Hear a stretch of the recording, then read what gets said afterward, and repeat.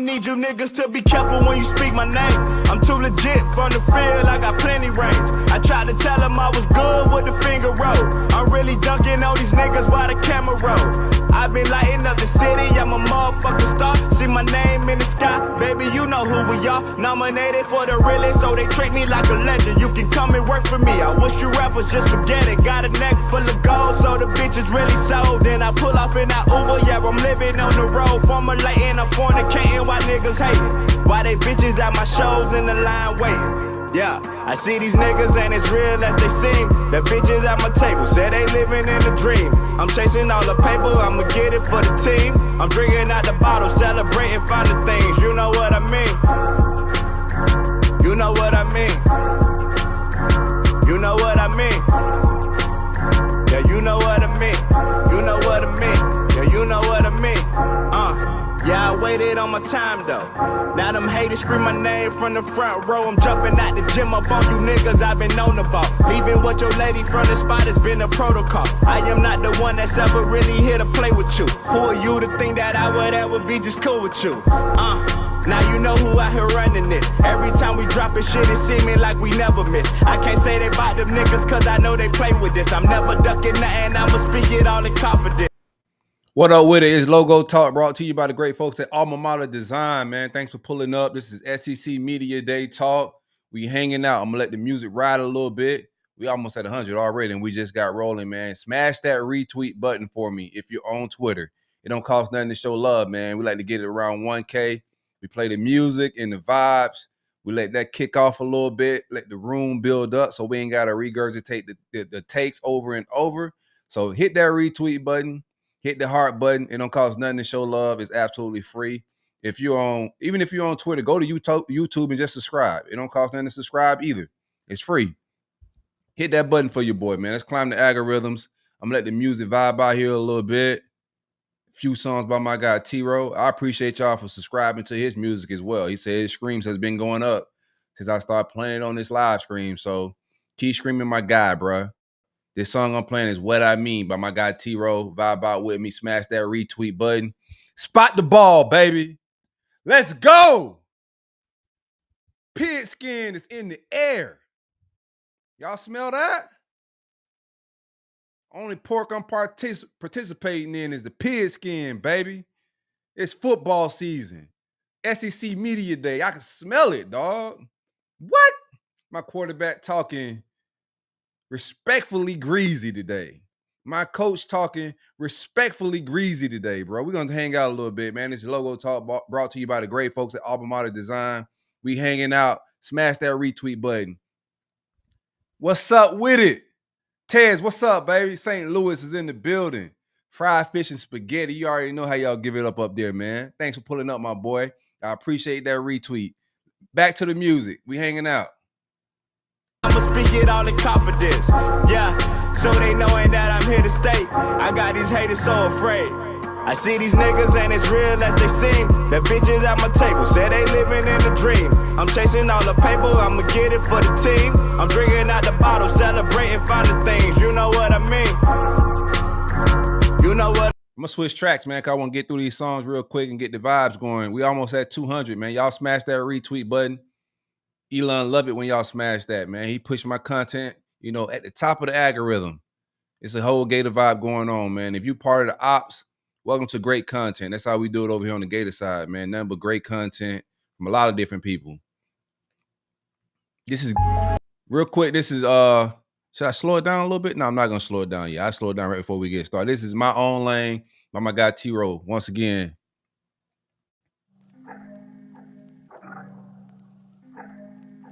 I be in my own lane. Very key. I made this shit a business. They shoulda know how I was coming when they want you finished. Niggas ran with all the game. Hey, Chase, I appreciate that retweet, my boy. I appreciate it. Niggas ran with all the game that I ain't mind giving. But that shit you gotta deal with when it's really written. Niggas know I don't care. This ain't no fair. Ain't too much could ever change if I stay there. They was on a different path, hope they take care. I won $100 billion, been the same prayer. This ain't no trendy appeal, I signed myself to a deal. I saw some niggas going under, I proceeded to build. They let me in the seal, I'm like the king of the hill. I even started jotting down a couple rappers to build for real. I'm trying to make a way so I don't take a day. I've been learning how to cope with shit that niggas say. How you wishing for the gift and don't know what it take? I'm sorry, nigga, for the slight delay. I've been in my own lane. I've been in my own lane. I appreciate all the retweets, man. Albert, I appreciate that love, my boy. Thanks for retweeting and sharing it. You don't cost nothing to show love. I'm gonna let the music and the vibes go, Gator Nation. I like to get this thing to 1K before we get it rolling. So help your boy out and enjoy the tunes while we do it, man. Night Gator with the retweet. Love, love, love, fellas. I've been in my own lane. I've been in my own lane, in my own lane. I've been in my own lane. I've been in my own lane. I've been in my own lane. I've been in my own lane. I've been in my own lane. I've been in my own lane. I don't know if y'all seen that Spot the Ball shirt by the great folks. Let me put my banner on here. I'm tripping. Let me put my banner on here. I'm tripping. Hold on a little bit. What's going on here, man? I need to up my where the heck? Oh, right here. Boom. Gonna find the banner. Gotta hit that banner. There you go. Put it on the screen, Spence. Spotlight it, bruh. Spotlight it. If y'all haven't got to Spot the Ball, y'all haven't ordered it yet, man. Alma Mater Design, the best in the business, bruh. You cannot get better merch than this. Apparel, whatever you want to call it. At the drop of a dime. Soon when my boy Brian here Spot the Ball at SEC Media Day, what he did? He fired up a fire shirt, Spot the Ball, real Gator logos on it. You can't get better merch than this, man. Go buy that Spot the Ball shirt. Logo Talk is brought to you by the great folks at Alma Mater Design. Locally owned, Gator owned. They do NIL deals with the players on the squad. You go find Jaden Ball gear, DJ Lagway gear, all of the above, man. We hanging out. Logo Talk brought to you by the great folks at Alma Mater Design. We almost at 400. Retweet that, share it. Dan Thompson in the building. I see you, my boy. I appreciate that share. Where can you find the music? Hey, you can find this music on YouTube. You can find this music on Spotify, Apple Music. You got to put T-RO. The search, I would say they don't do a great job of just putting my dog up at the top of the algorithm. I guess it's a few T-Rows, man. But you can find him on absolutely anything. I'm going to start putting his link in this description to help him out a little bit, man. Back to the music. We hanging out. Logo Talk. Let's get this thing to 1K, man. My own lane by my guy T-Row, man. Let them bars just marinate in your spirit. Own lane. Yeah. Goddamn, boy, I'm the man. These niggas always knew I can. See what I'm saying? That I've been in the condo, cooking the plan, chopping up this dope shit. You should be praying, cause I'm really coming right for you niggas, and I ain't missing this time. What I'ma do to the game should be considered a crime. I celebrate with my niggas, see this the image I had. Yeah, they pay me to be here, so I don't care about the time. I send them all 10 shots for the night. She pray that she can make it up for a flight. I told Pop, boy, I hope that shit don't pass out. I seen Dino in the cut, this was planned out. I've been in my own lane. I've been in my own lane. I've been in my own lane. This is one of my favorite, barred up songs and vibes from my guy, man. A lot of inspirational talk. Not a lot of, debauchery, not a whole lot of drug dealing, not a lot of, degrading women. It's straight up just inspiration and motivation to just go out there and get it, man, to help you thrive a little bit. This type of music my dog be kicking, but this is a time track. Check it out. It's just different. It's different, man. Hey, we over 400, man. Y'all smash that retweet. If you just joined the show, this is Logo Talk brought to you by the great folks at Alma Mater Design. The best in the business. You see the Spot the Ball shirt on the side? You can go to almamaterdesigns.com and purchase that shirt right now. Immediately. ASAP. Do not start the fall season without the newest and the latest drip, man. This is a time freestyle by my guy T-Roll. Let's vibe out here a little bit. We almost at 1K. We halfway there. Y'all smash that retweet button. and spot the damn ball, man.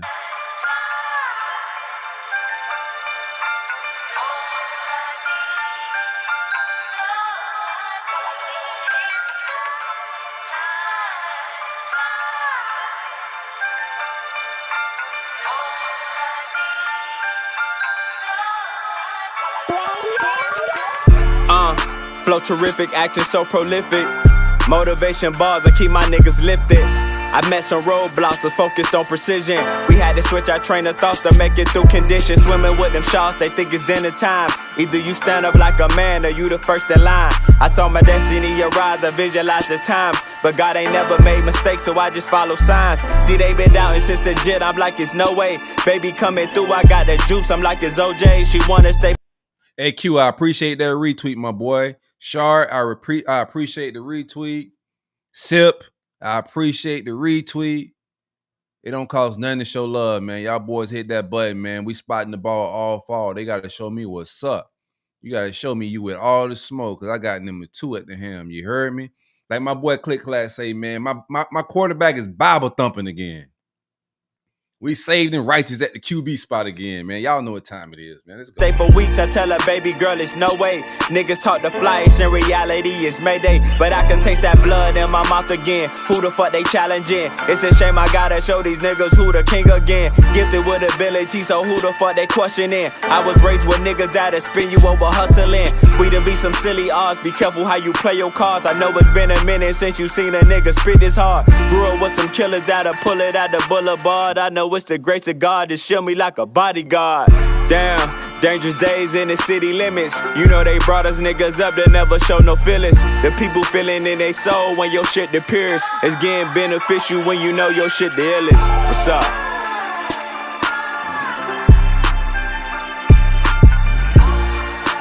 You got bars, Dan? Let me find out Dan got bars, bro. You gotta give me some. You gotta give me some bars. We got a studio if you got bars. We got beats too.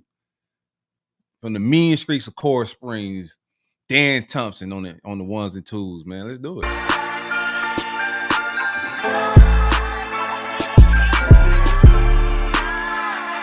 All right, one more track, man. I'm gonna get it rolling. I'm trying to get to 1K, man. Y'all hit that retweet button. I guess everybody SEC Media Day out. We usually get to 1K by like 10, 12 minutes in, but it's all love. We're gonna hang out regardless. Pipe down freestyle. I'm gonna let this roll, and then we're gonna get up out of here, man. Get this. No, sure. No, I'm gonna play to the day. Not pipe down to the day. Why not?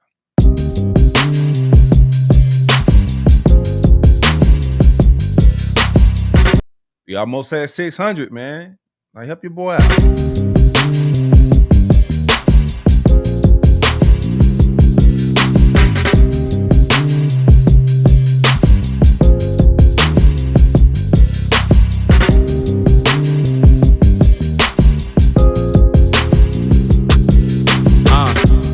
Say they annihilate the greats.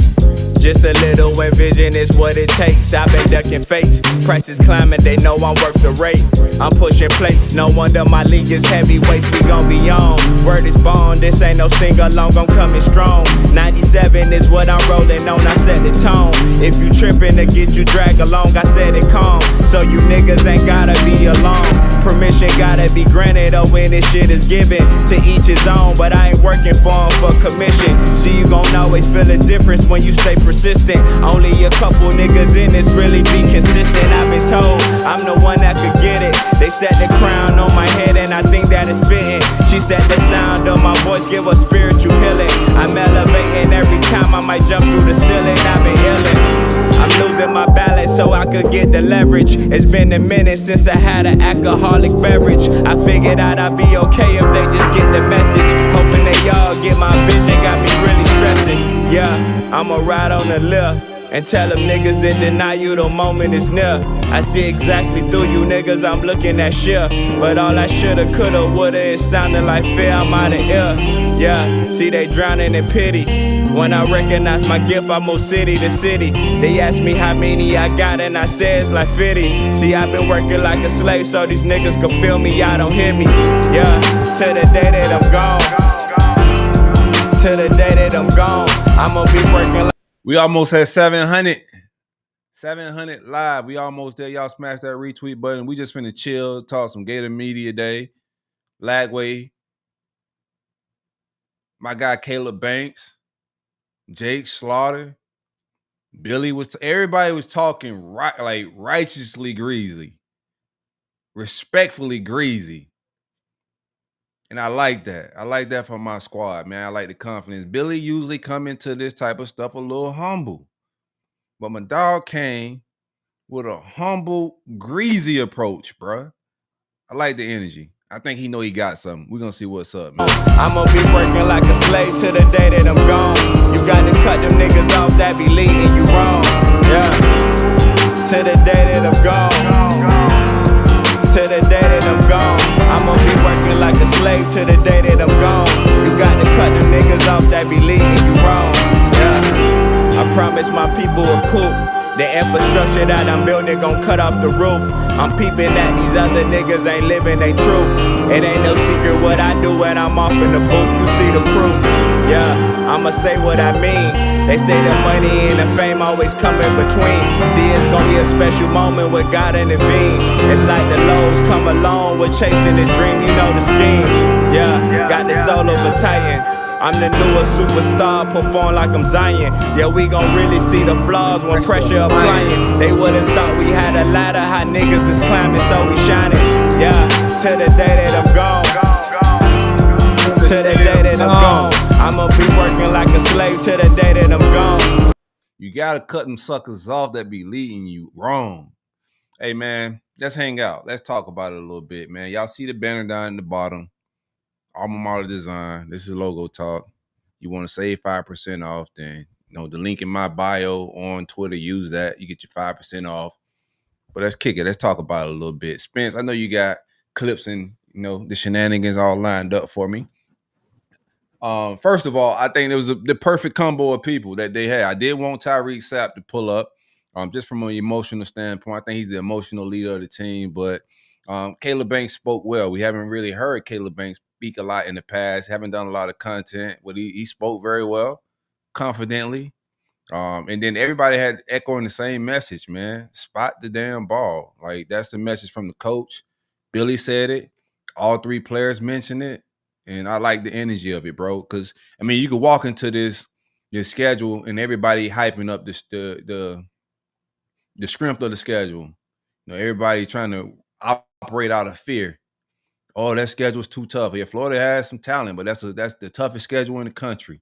So I like the message. I like the offseason. That seemed like that's been the tone of the team. Spot the ball, and whoever lined up, they just got to show us they could beat us, man, because this is a very talented team. But I like it. I like the overall tone from everybody. I thought we brought the best energy at SEC Media Day. It don't mean a whole lot, right? But just from an energy standpoint, watching everybody else interviews, like, I thought our players brought a certain, energy and a certain confidence. I'm excited to see ball be played now. Spence, load me up with some clips, man, from the timeline. Load me up with some clips. It don't even matter, bro. You can give me start with Billy. Give me some Billy. How about that? Do y'all hear Spence as well? I don't know if y'all hear Spence. Do y'all hear Spence? Let me know. You think so? Don't say nothing crazy. We don't know yet. They might actually hear you. I appreciate everybody for pulling up, man. This is love. It don't cost nothing to show love. We still gonna get over 1K. I just like to have it rolling before we get over 1K.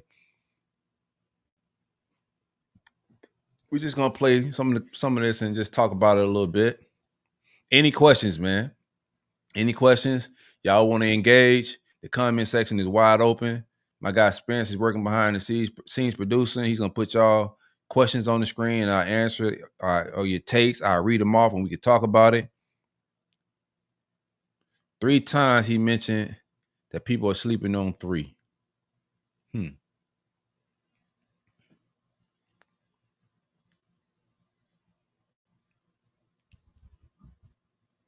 Let's play it, Spence. I don't hear anything. I can't hear nothing. Do y'all hear it? Oh, it's muted. And Charlie, he earned his bachelor's degree in health and exercise science from Furman University in 2002. Welcome to the podium, University of Florida head football coach Billy Napier.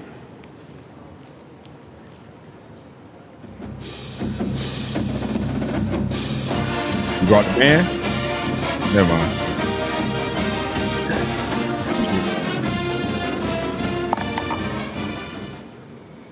All right, well, I hope everybody's had a great summer and a good break. My wife, Allie, and I just finished up our annual trip. We go and celebrate our anniversary, 17 years. I actually knew her for 8 years before that, so.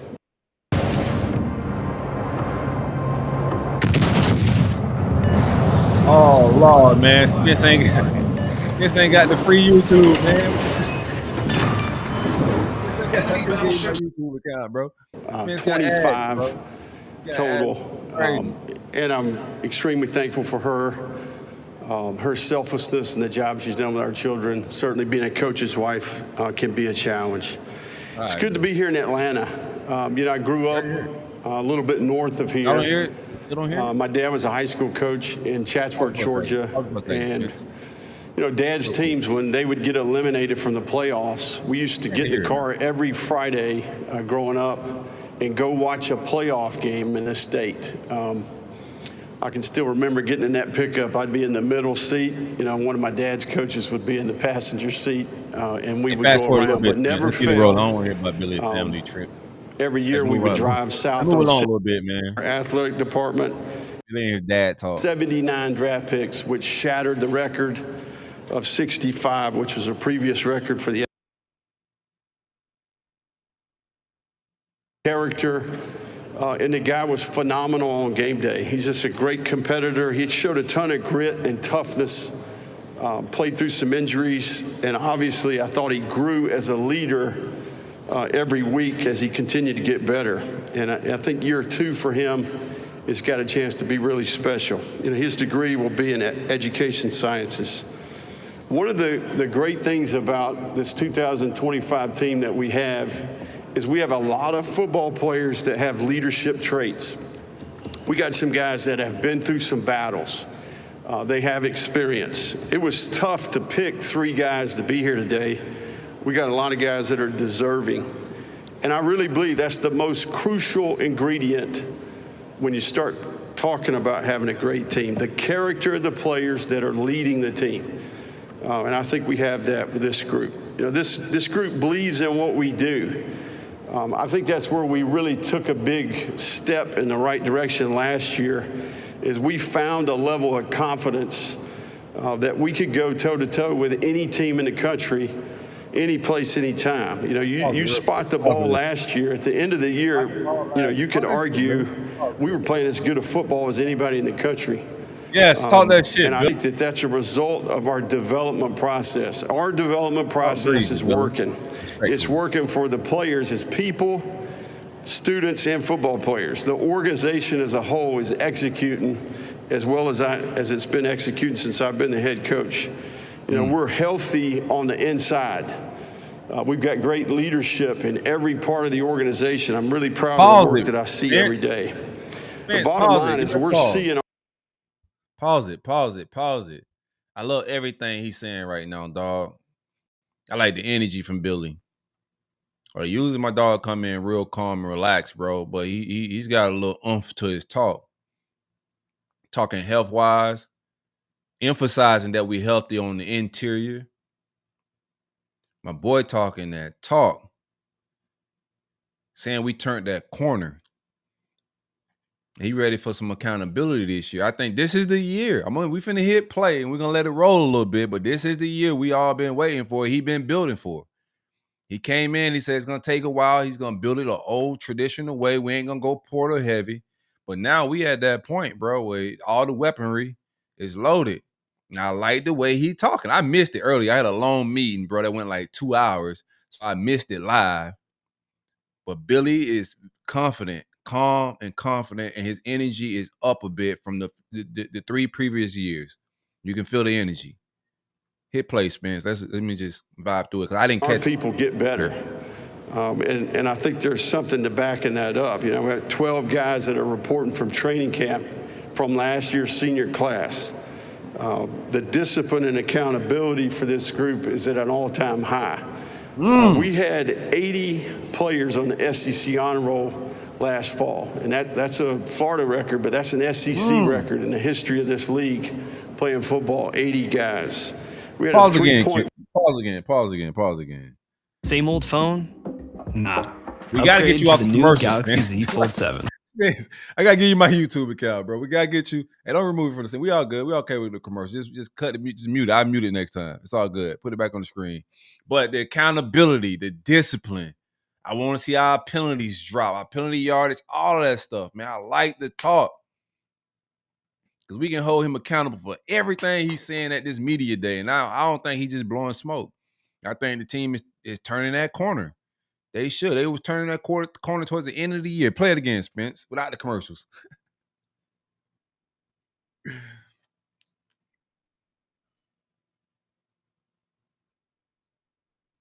No, that's all good. It's all good.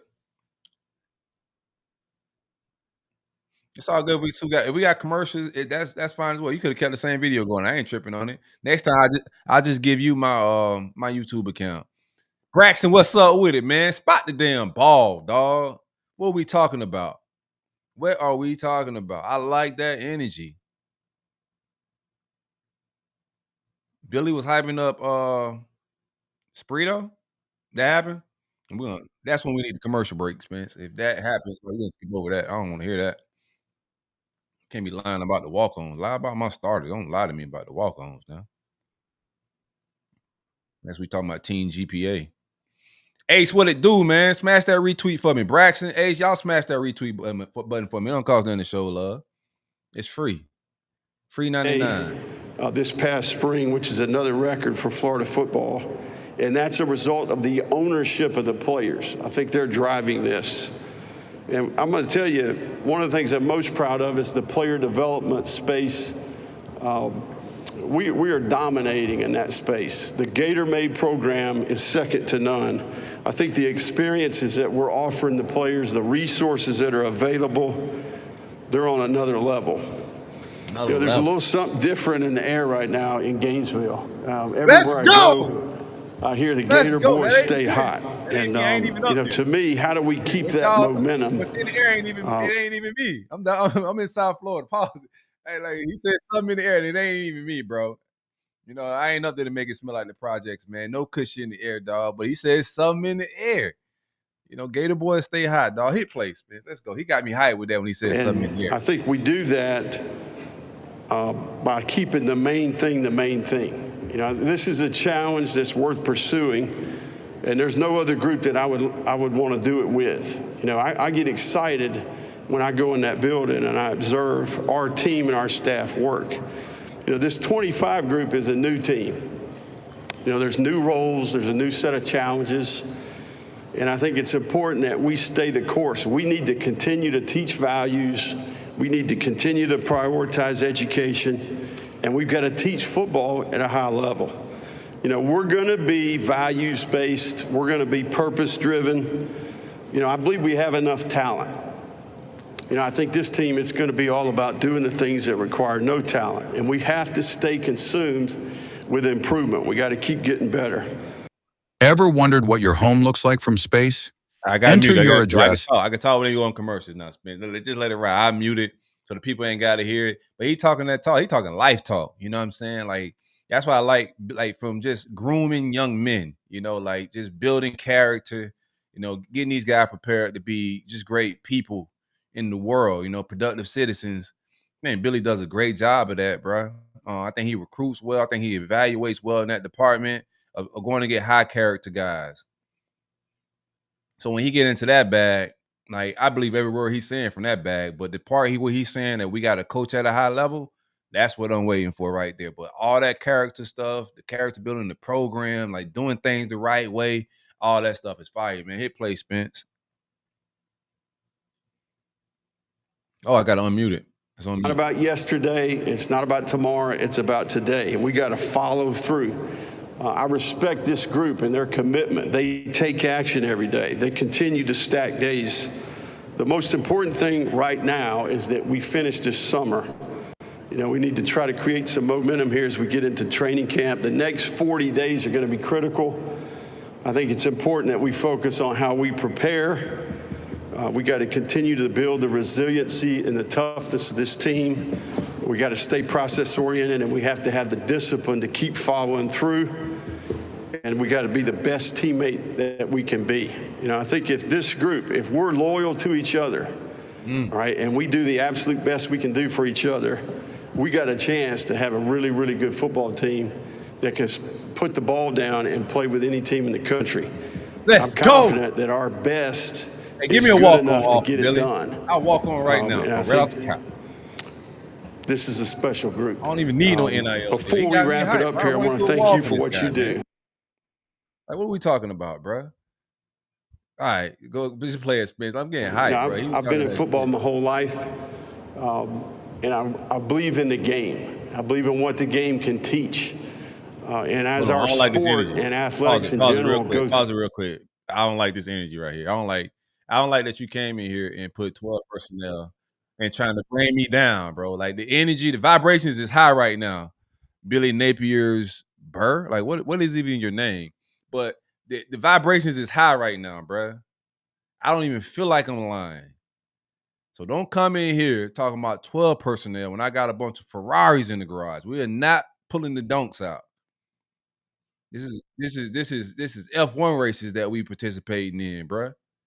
Be respectful, bro. Keep the energy high. Don't come in here talking about 12 personnel.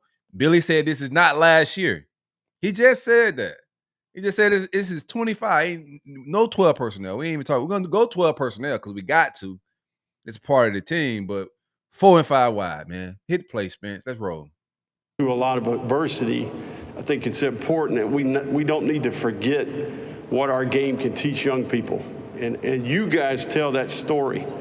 And I think it's important that we find some balance here in terms of what we write about. And you guys do a phenomenal job. Our game's as popular as it's ever been because of the pride that you take in your role.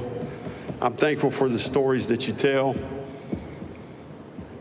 All right, we'll open it up for questions. Thank you, Coach Napier. If you have a question, raise your hand. Gianna and Nathan. And I'm going to pause the questions. Although Spence is about to say Spence went to go grab his DoorDash, but hey, pause real quick, Spence. Pause real quick, Spence. He said 9:20. Billy Ass is in trouble at the Rock. You smoking rocks. That's the only rock in here right now, brother. Welcome to Gator Talk, Logo Talk, brought to you by the great folks at Alma Mater Design. I know Miami people just don't make dope content, and I appreciate you guys for pulling up to just check out the best content in the market. But you guys are smoking rocks. Your quarterback, Beck, he don't even really show up to the facility like that. I don't want to get into this. Is a Gator show, so I'm not even going to clown y'all right now. I clown y'all towards the end of the show. But right now, this is high vibrational Billy Napier spot the ball talk, not spot the crack rock talk at Hard Rock. Y'all don't even own that place. You can't even call it a nickname. How you making a nickname of somebody else building? Have some respect before they kick you out. It's a party venue. You guys got a party venue, man. You guys are renting it. Don't get evicted talking greasy and giving out nicknames. You be respectful, man. Hit play, Spence. Yeah, Billy. Edgar Thompson, the Orlando Edgar. Sentinel.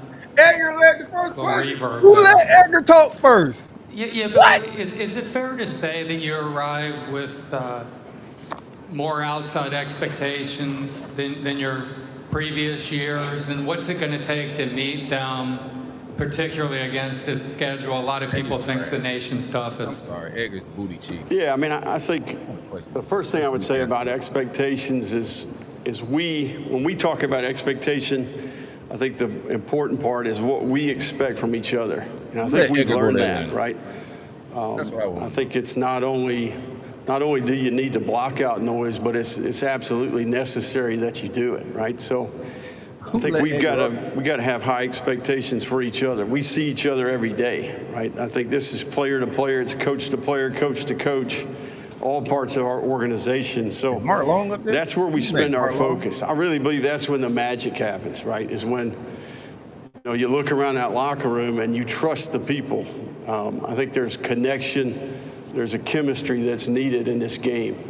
I think if you look at who's had success over the last couple of years, it's veteran teams that have really good connection. Talk to me. So when I think about expectations, I think about what we expect from each other. I also think that it's about execution. You talk about our schedule. You know, I firmly believe that that'll be earned in the fall. You know, so we can talk a lot about potential for the next 40 days, but we'll play the games in the fall.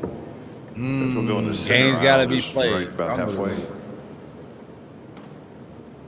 Hey, Coach. Emily Grace McWhorter from The Next Round. You mentioned the next 40 to 45 days between now and the start of the season. What will be your biggest priority in continuing that foundation of resiliency that was built last season? Well, I think it's a new team. I think we've got, there's a group of young players on our team that we need to get ready. We're fortunate that we have a good core group of veteran players that understand what winning football looks like in this league. But we need to develop depth. You know, I think in this league, there's no question you're going to need it, especially when you start getting into the bulk of the conference schedule. So, you know, we have to keep our group focused on, you know, how did we develop some of this confidence? And I seen a few people trolling when he said we got to develop depth. And people were saying, oh, Gator fans said he got depth. Like, why is he saying they got Bro, do y'all understand? They're gonna be developing the guys until they leave campus. I think some of you guys are like real mental midgets. Like some of these dudes that be trying to troll or find anything to joke at, just be saying anything. When he's saying we gotta develop the depth, yes. Young guys that aren't starting, you continue to develop. You're gonna be developing these guys until they go pro. It's a part of the process. And if they're not starting because they're not as developed as the person that's starting. That don't mean they cheats. But whatever. Hit play.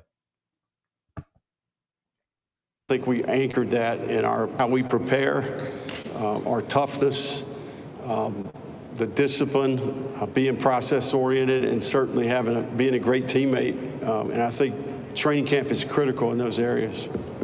Coach, we're going to go over to our left-hand side, about 3/4 of the way back.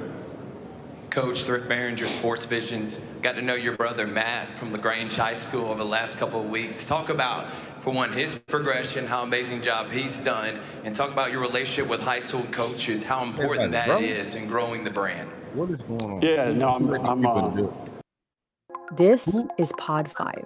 The first fully immersive. Okay, we got a commercial because I got a question. Who let these people in the building? Why are we asking about Billy's brother in high school, bro? It's not why we're in Atlanta, bro.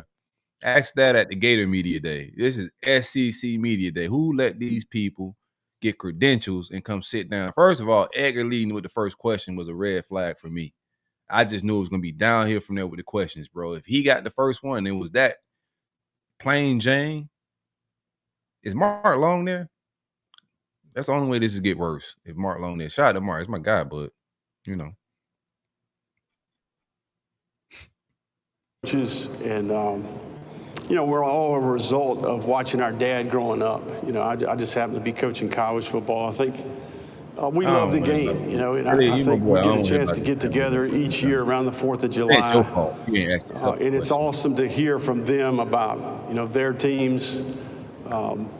I don't want to hear their about off season, what they're trying to do, what challenges that our team is that we recruited each one of these groups with the mantra of kind of like, you have to be up for the challenge, right, in terms of what we're trying to take on here. So DJ was no different in that regard. And I think his mentality towards recruitment, the consistency in his attitude and approach, he never wavered.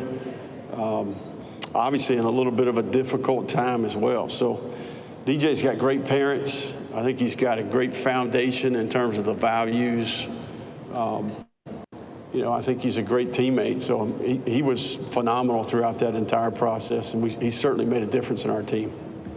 Coach, we're going to go over here to our right-hand side. Hey, Billy. Wilson Alexander with The Advocate. Your 2023 recruiting class has largely remained intact, which isn't really the case across the league. What do you attribute that to when the results haven't quite been there? Yeah, it's a great question. I Great think question. Right. It is a good question, Billy. Look, we committed to recruiting high school players. We've signed, for the most part, 3 big groups of high school players. Mm-hmm. And we've been strategic with the portal in terms of immediate needs. But I do think that we're trying to build a veteran team. Now, that 23 group, I tell them every day, look, you came here, you have this experience. We're in position to keep the momentum that we have. It's important that they're the example. But I think nowadays it's more important to identify the character component and the circle of influence around the kid. I think that if you recruit a problem, they'll continue to be a problem. And I think we present our product in a way where we're selling the degree, the alumni network, the Gator Made program, and you have to be up for the challenge of trying to get Florida back to where it's been before. And I think Billy and Dabo got like the right vision when it comes to this, man. Other programs kind of do it as well, but I think they got the right. And I've been saying this for a while, and I didn't get this from the pro. You just could watch and see what's kind of happening here, but they did a good job of like the reporter, whoever asked that question, asked a great question, because that 23 class and them still being intact. A lot of people, when you go back and look at the rankings and you go back and just see how we line up with the classes that finished ahead of us, go look back and see how many of those players still on those rosters. A lot of those recruiting classes are dismantled. And like the reporter said, that class, our 23 class, is still intact, which is very impressive. And it's a long build, and that's what they've been doing the years now. He still got to win, right? None of that matters, but I like the way they build it. When you build it that way, guys don't run in the portal in masses. Like Dabo had so many players got tampered with this past offseason because Clemson. It said that Clemson don't spend a lot of money in NIL, so they're vulnerable to be poached.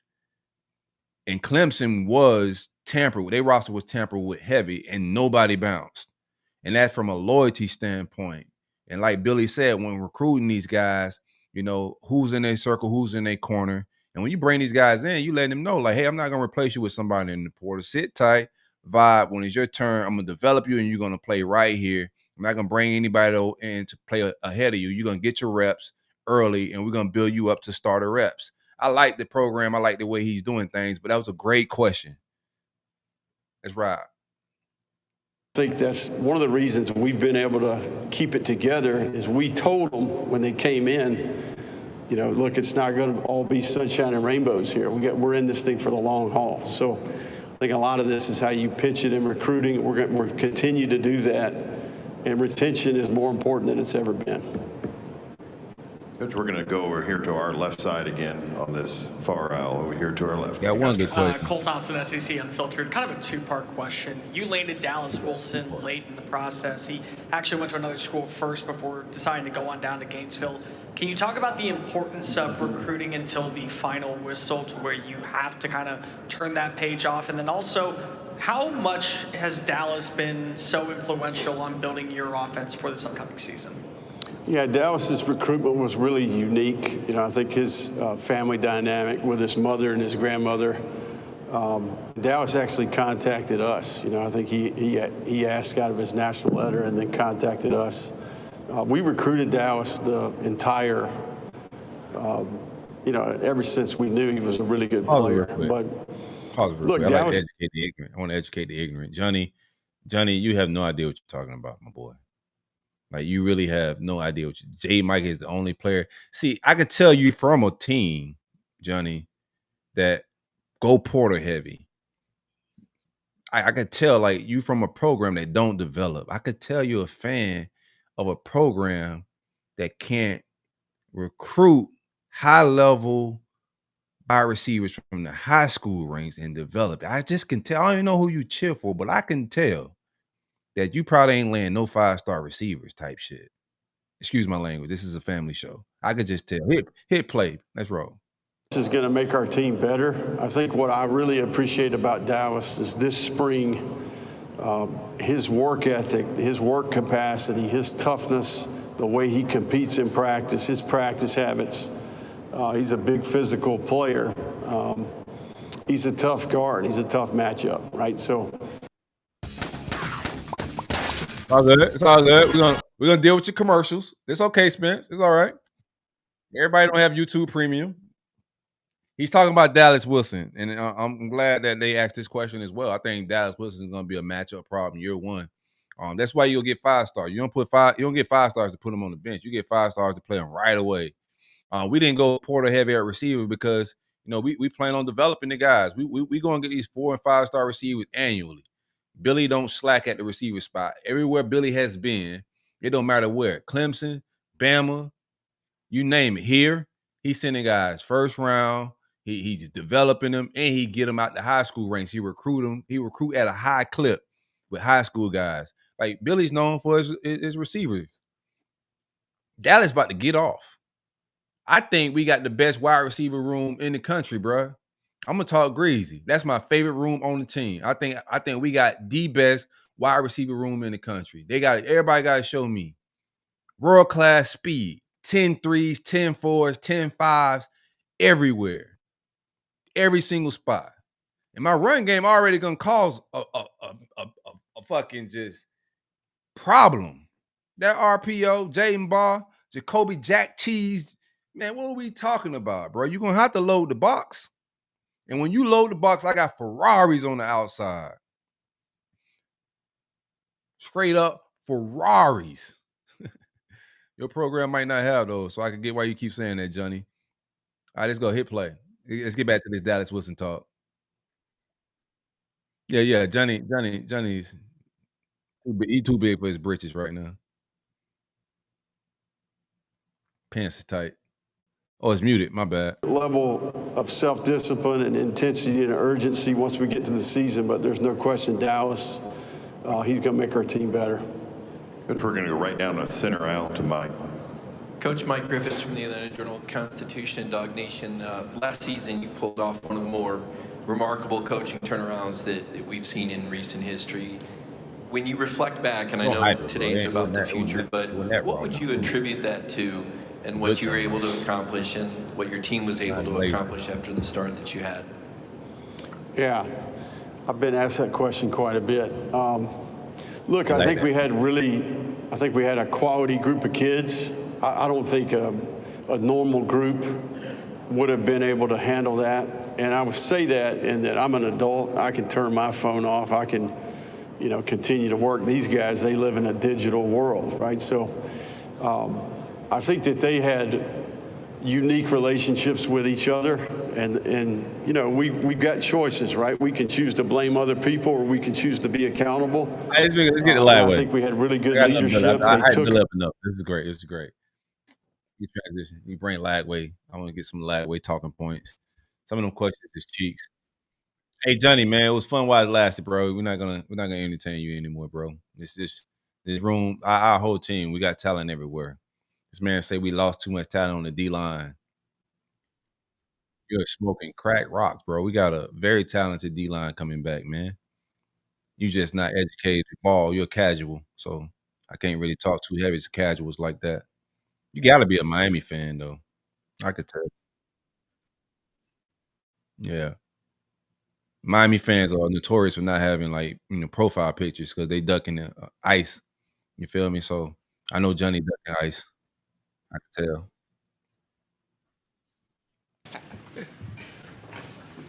It's a good rivalry. Hey, Lagway showed up and said his arm ain't fake. Okay, we have DJ here, and he's happy to be with us, and he wants to go straight to questions. Who would like to lead us off? We'll go here left side, third row. Started off with the spotlight. Hi, DJ. Christy Freud with USA Today. I was going to ask, where are you looking to grow personally, whether that be from a mechanical or mental perspective heading into the season, and what can we expect your pre-snap and post-snap responsibilities to be? Yeah, for sure. I'm definitely looking to improve on more coverage recognition and knowing where the defense is going to be and truly knowing their responsibilities and also knowing my teammates' responsibilities better. We'll go on the right side, front row. Chesson Boucher with NBC 33 in Baton Rouge. Last year, LSU came into the swamp. Sure. You basically helped lead them with one good leg. What do you remember about that game, and what's your biggest takeaway from that? Yeah, for sure. I remember before that whole week, it was a lot of ups and downs mentally. Just figuring out what's the plan going to be, if I'm going to even be able to be out there. But, once we hit Thursday, okay, all right, it's time to lock in. Like, we got to go get this W. It doesn't really matter, playing against a great LSU team. They were really good last year, and I'm excited to go to Death Valley this year, and it's going to be fun. So, yeah. Left side, fourth row. Dan Peck, ESPN 106.7 in Auburn. DJ, what were the most challenging things about getting on the SEC, getting on the field in the SEC as early in your career as you did? And what were some things that maybe didn't shock you all that much about playing in the league? I would say the most challenging thing was really just, time management. Going from being in high school and then going to SEC big-time college football, it's a big difference, especially where I'm from in a little town, Willis, Texas. It's definitely a big difference. But, once I kind of got adjusted to that and adjusted to knowing the offense and, knowing where my people were at, and now that's why I'm excited for this year, because I know where my people are at. Now I can know where the defense is at and get better at that. So, yeah. In the middle on the aisle, please. Tyler Shaw with KBTX and College Station. DJ, what do you remember about that Texas A&M game? I know it was very early in your career last year. Then how much are you looking forward to this year, kind of coming back home and playing at Kyle Field? Yeah, for sure. I'm definitely excited to go back to play at Kyle Field. I've been to I've been in like a lot of games in Kyle Field, and for me to be able to play in one, it's going to be surreal. Having all my family, my teammates, my classmates, my coaches, teachers, all of them be at the game, it's going to be fun. Second row and then pass it forward, please. Alex Byington on 3. DJ, as a freshman, most players don't come in thinking they have to kind of put the world on their shoulders. But when you were kind of thrust in there, that's exactly what had to happen. For but sure. How often, I'm sure you heard some of the speculation about Coach Napier and his job status and hot seat talk. How much did that actually impact you? And was that a part of your day-to-day thinking when you were out there playing? Yeah, when I'm out there playing, I'm just Dog, like since this kid has arrived and he's been in media, even when he was on his recruiting tip and the spotlight he's been in, right? No moment has been too big. Like my dog is like, move. What are you doing? Move. Get your ass out of the way. Come on. Like what the hell's going? Excuse me, man. No moment's too big for this dude, bruh. Like he handles everything so well. He's just a polished guy, like media trained. Just when he's talking about ball, when he's talking about life, when he's talking about his teammates, he ain't gonna be on no goofy shenanigans like Thomas Castellanos and putting his teammates in spots where they may feel unnecessary pressure, unnecessary bulletin board material. This is a great leader. He got to put it all together on the football field, and I already know how he's gonna approach this season, bro. Like we know what we got a little bit. He's got to stay healthy, and everything's gonna do what it do, but. Bro, this kid is super polished. I am super impressed with how young he is and how well he speaks and how well he carries himself as a leader. I can't say it any more. I can't elaborate more than that, but this kid's super impressive. Hit play. thinking about playing ball. I'm worried about, trying to figure out my freshman year, trying to figure out where my guys were going, but I was just, every time I stepped on the field, that's when life just kind of stopped for me. And it's just like, just playing ball and just being like, just in the moment. My biggest thing last year, I always wanted to get into something called flow state, And flow state is like where you're just moving and it's just natural. Everything happens naturally. And that's kind of where I wanted to be at every year, every game. Pause, bro. Hit pause. It is when he said this stuff. This is just my world, bro. This is meditation and just that mental tap in, that mental exercise. Like everything starts here and it happens here. When he starts saying stuff like flow state, I already know he locked in on a different type of level. This preparation, the mental game, like folding under pressure, wetting your pants in big moments. Like you got to exercise that mental. Coaches can't do that for you. You got to do that on your own. I could tell he's doing the mental work. Hit play, man. He's talking that flow state. Back to the front row again. Jack Pyburn transferred into LSU. Yeah. What kind of player is LSU getting out of him? Oh, man, Jack Pyburn is a guy, It's going to be bittersweet playing against him, and LSU is definitely getting a heck of a player and a heck of a leader. It's all good. I wanted to just throw a shot at Jack Pyburn anyway. This is when you go full Thomas Castellanos right here, though, DJ. Jack Pyburn, tell Jack Pyburn to line it up. Tell him to line it up. All right, let's go. We were talking with Caleb earlier, and he mentioned, just how thrilling it is to get to play in front of the fans in the Swamp. Yes, lots made of the different home field advantages around the conference. What's it like being able to perform in front of those fans? Oh, man, words can't even explain it, how it is to play in the Swamp, man. The fans bring it each and every Saturday. And, I'm just thankful to be a part of it, and be able to be in the Swamp, and they're rooting for us and chewing us and giving us that true advantage. Go on the right side and then pass it behind you, please. Harrison Reno, UJ Sports. When we talked to Caleb, I asked him about what his thoughts were coming out of that Georgia game last year. Obviously, you went down with an injury in that game. Beforehand, y'all had a lead on them. How much confidence does that give you going into this year's matchup? One, and then two, I guess, what was that like having to sit there on the sideline and kind of watch how that game ended up unfolding? Yeah, for sure. It gives me a lot of confidence that, it doesn't matter who really is out there. It's all about us. It's all about how we prepare and how we go out there and treat the week. And watching that game after I got hurt, it was the hardest thing. Like I hated that. Like I just wanted to be out there with my guys. That's all I want to do is just play football. So Big Steve in the building. Seeing that, yeah, it was what's hard. up, man? But definitely giving me the confidence for next year to go out there and play them. Middle back row, please. Hey, same link as last time. You want to pull up, Steve? Nah, I may have to send a new link, but pull up if you available. We hanging out, man. Logo Talk brought to you by the great folks at Alma Mater Design. Yeah, Chef emoji me up, bro. Like load it up in the comment section. I appreciate y'all boys for pulling up to this, bro. Let's get back to this Lagway talk. Lagway talking that lingo. Donna Conrad, 15 ABC and Bryan College Station. DJ, you got a chance to play against the Aggies last year at home. What stands out to you about A&M's defense? Yeah, what stands out to me about A&M's defense is just their interior pressure. They had a lot of good defensive linemen, and they had a lot of good corners too. They had a really good safety. A really all-around defense was really good. And they got a good linebacker, Torian York. I played against him in high school. He got the better of me. Yes, but I'm excited to get out there and play against him again this year. But yeah, it's a great all-around defense. On the right, in the back, and then pass it to your left. Hey, DJ, Kyle Wood, Athlon Sports. Having guys like Jake and Caleb come back, having that continuity with upperclassmen, does that raise internal expectations for you all, knowing the team that you have ready for this year? I'd say not expectations. We're not really worried about that. We're just worried about one day at a time and just loving on each other, getting better. And that's really what it's about, and the brotherhood that we've built and the camaraderie that we have is just amazing, and I'm excited just to showcase it to the world. Middle, fifth row. How will Jaden Ball play a role in y'all's offense this season? Oh, man, Jaden Ball is a huge part of our offense. I'm excited for him. He's been working his tail off this offseason, and, he's gonna definitely help us a lot this year. Left side, and then pass it over. DJ, aside from something like leadership, what do you think your best attribute is as a quarterback, and do you have anybody that you model yourself after at all?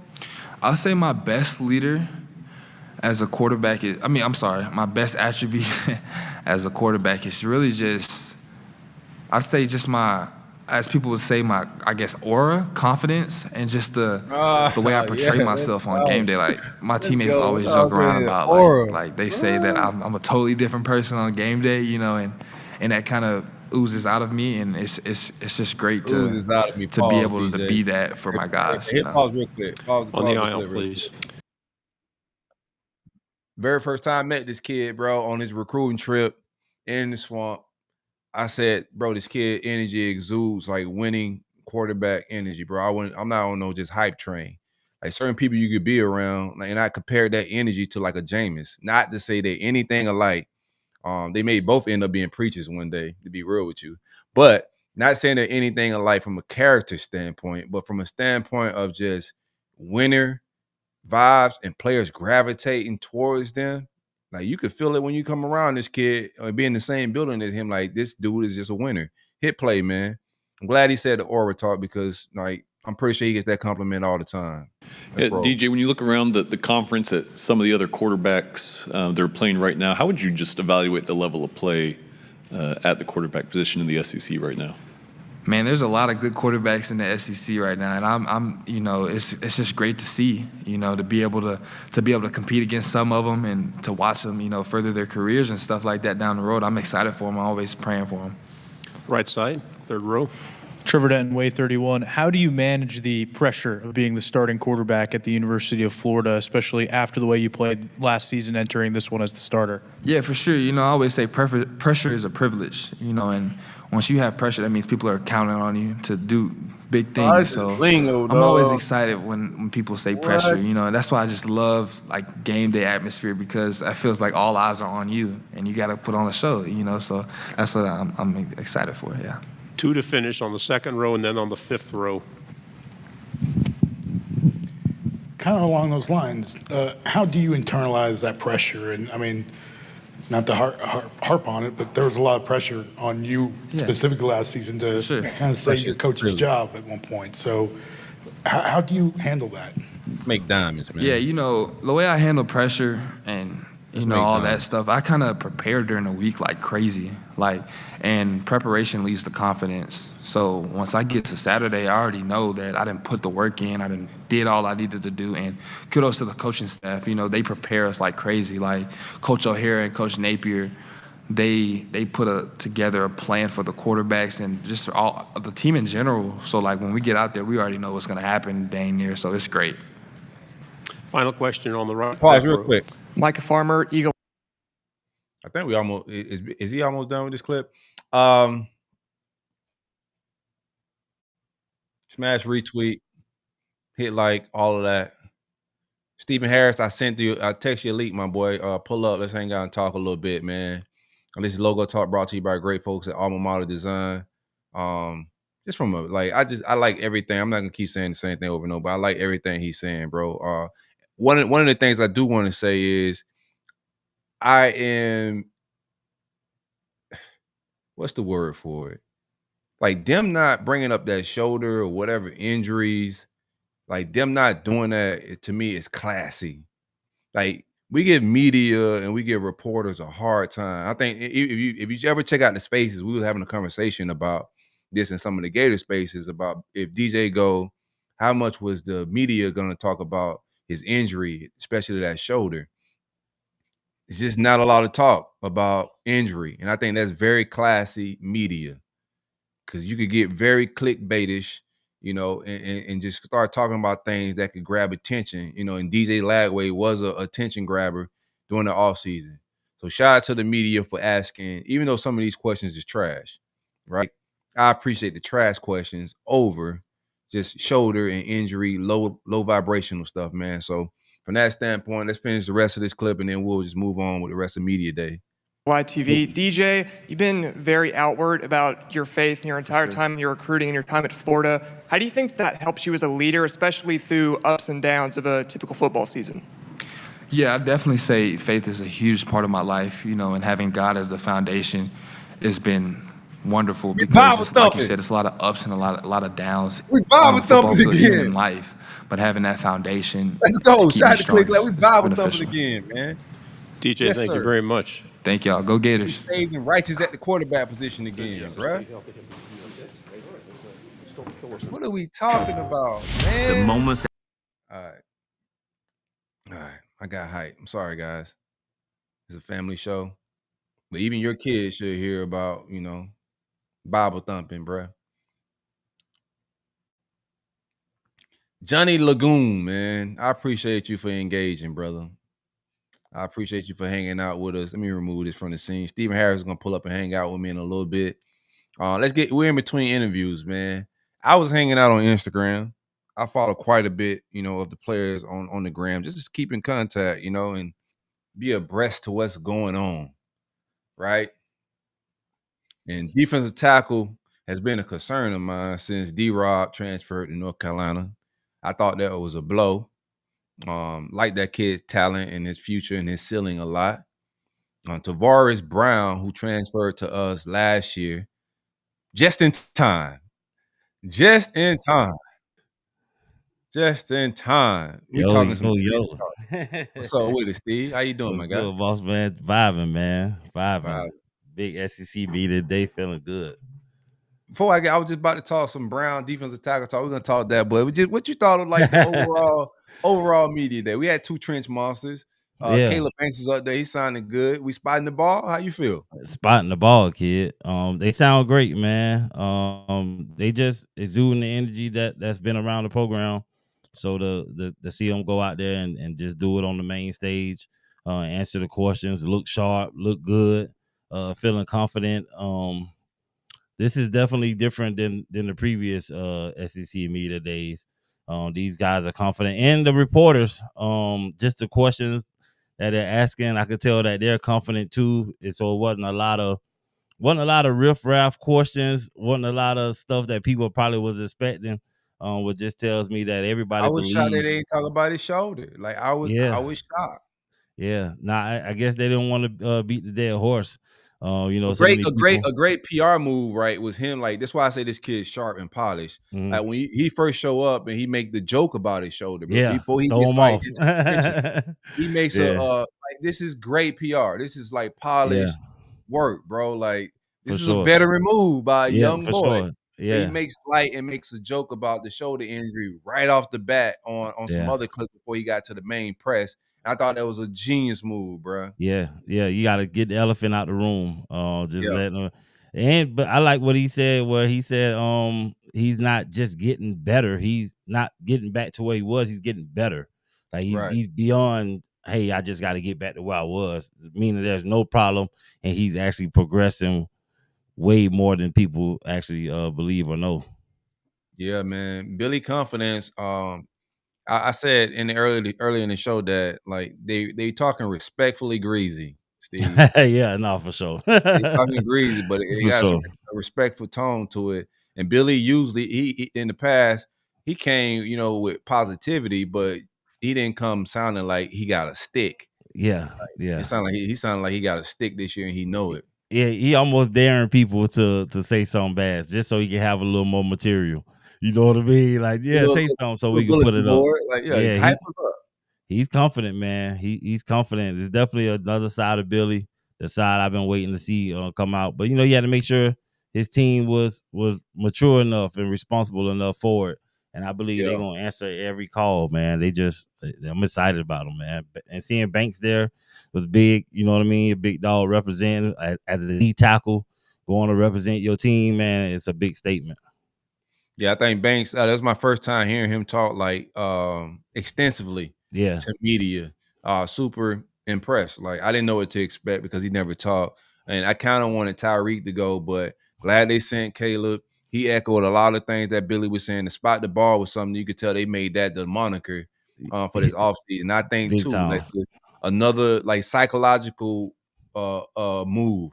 Like Yeah, this is a game that Urban would play from that yeah, for standpoint, sure. right? Everybody's using the schedule as like a scare tactic. Like, okay, Florida's talented, but they got a very tough schedule. And the moniker of just spot the ball, we don't like you get your team clicked over into a different mode, not looking at the schedule like, man, we gotta go through this gauntlet. But Yeah. if you flip the switch and mentally they thinking, bro, spot the ball, we Man, could beat spot the anybody. ball. Yeah, Spot the ball. we ain't Every worrying about no day, any schedule stuff. play, just put the ball down. We're gonna see who win this one right here. I like it. We And still that, got to win games, but I yeah, like no, for this. sure. I like the psychology that they doing right there. Hey, Spence, add this to the screen, and this is our defensive tackle Tavares Brown. I got to spotlight it. There we go. I think we could. Can we zoom it in or no? You zoom in just a little bit, yeah. Zoom in. if you can. Yeah, There we go. There we go. There we go. No. In and out. Pause. Oh, there There we we go. go. There we go. Big pause. Bro, I'm talking about, and this is like, I'm not Yeah. trying to like gush over no dude body, bro. Let's keep it a Yeah. bean. Like no pause and Yeah. all of that. Matter of fact, zoom out a little bit because you gotta see the quads. Like the abs are Yeah. impressive for a 300-pound man. Look at the The quads is bro. crazy. Yeah. It's Yeah. the quads, crazy. yeah, What yeah. are we talking about, man? Yeah. Yeah.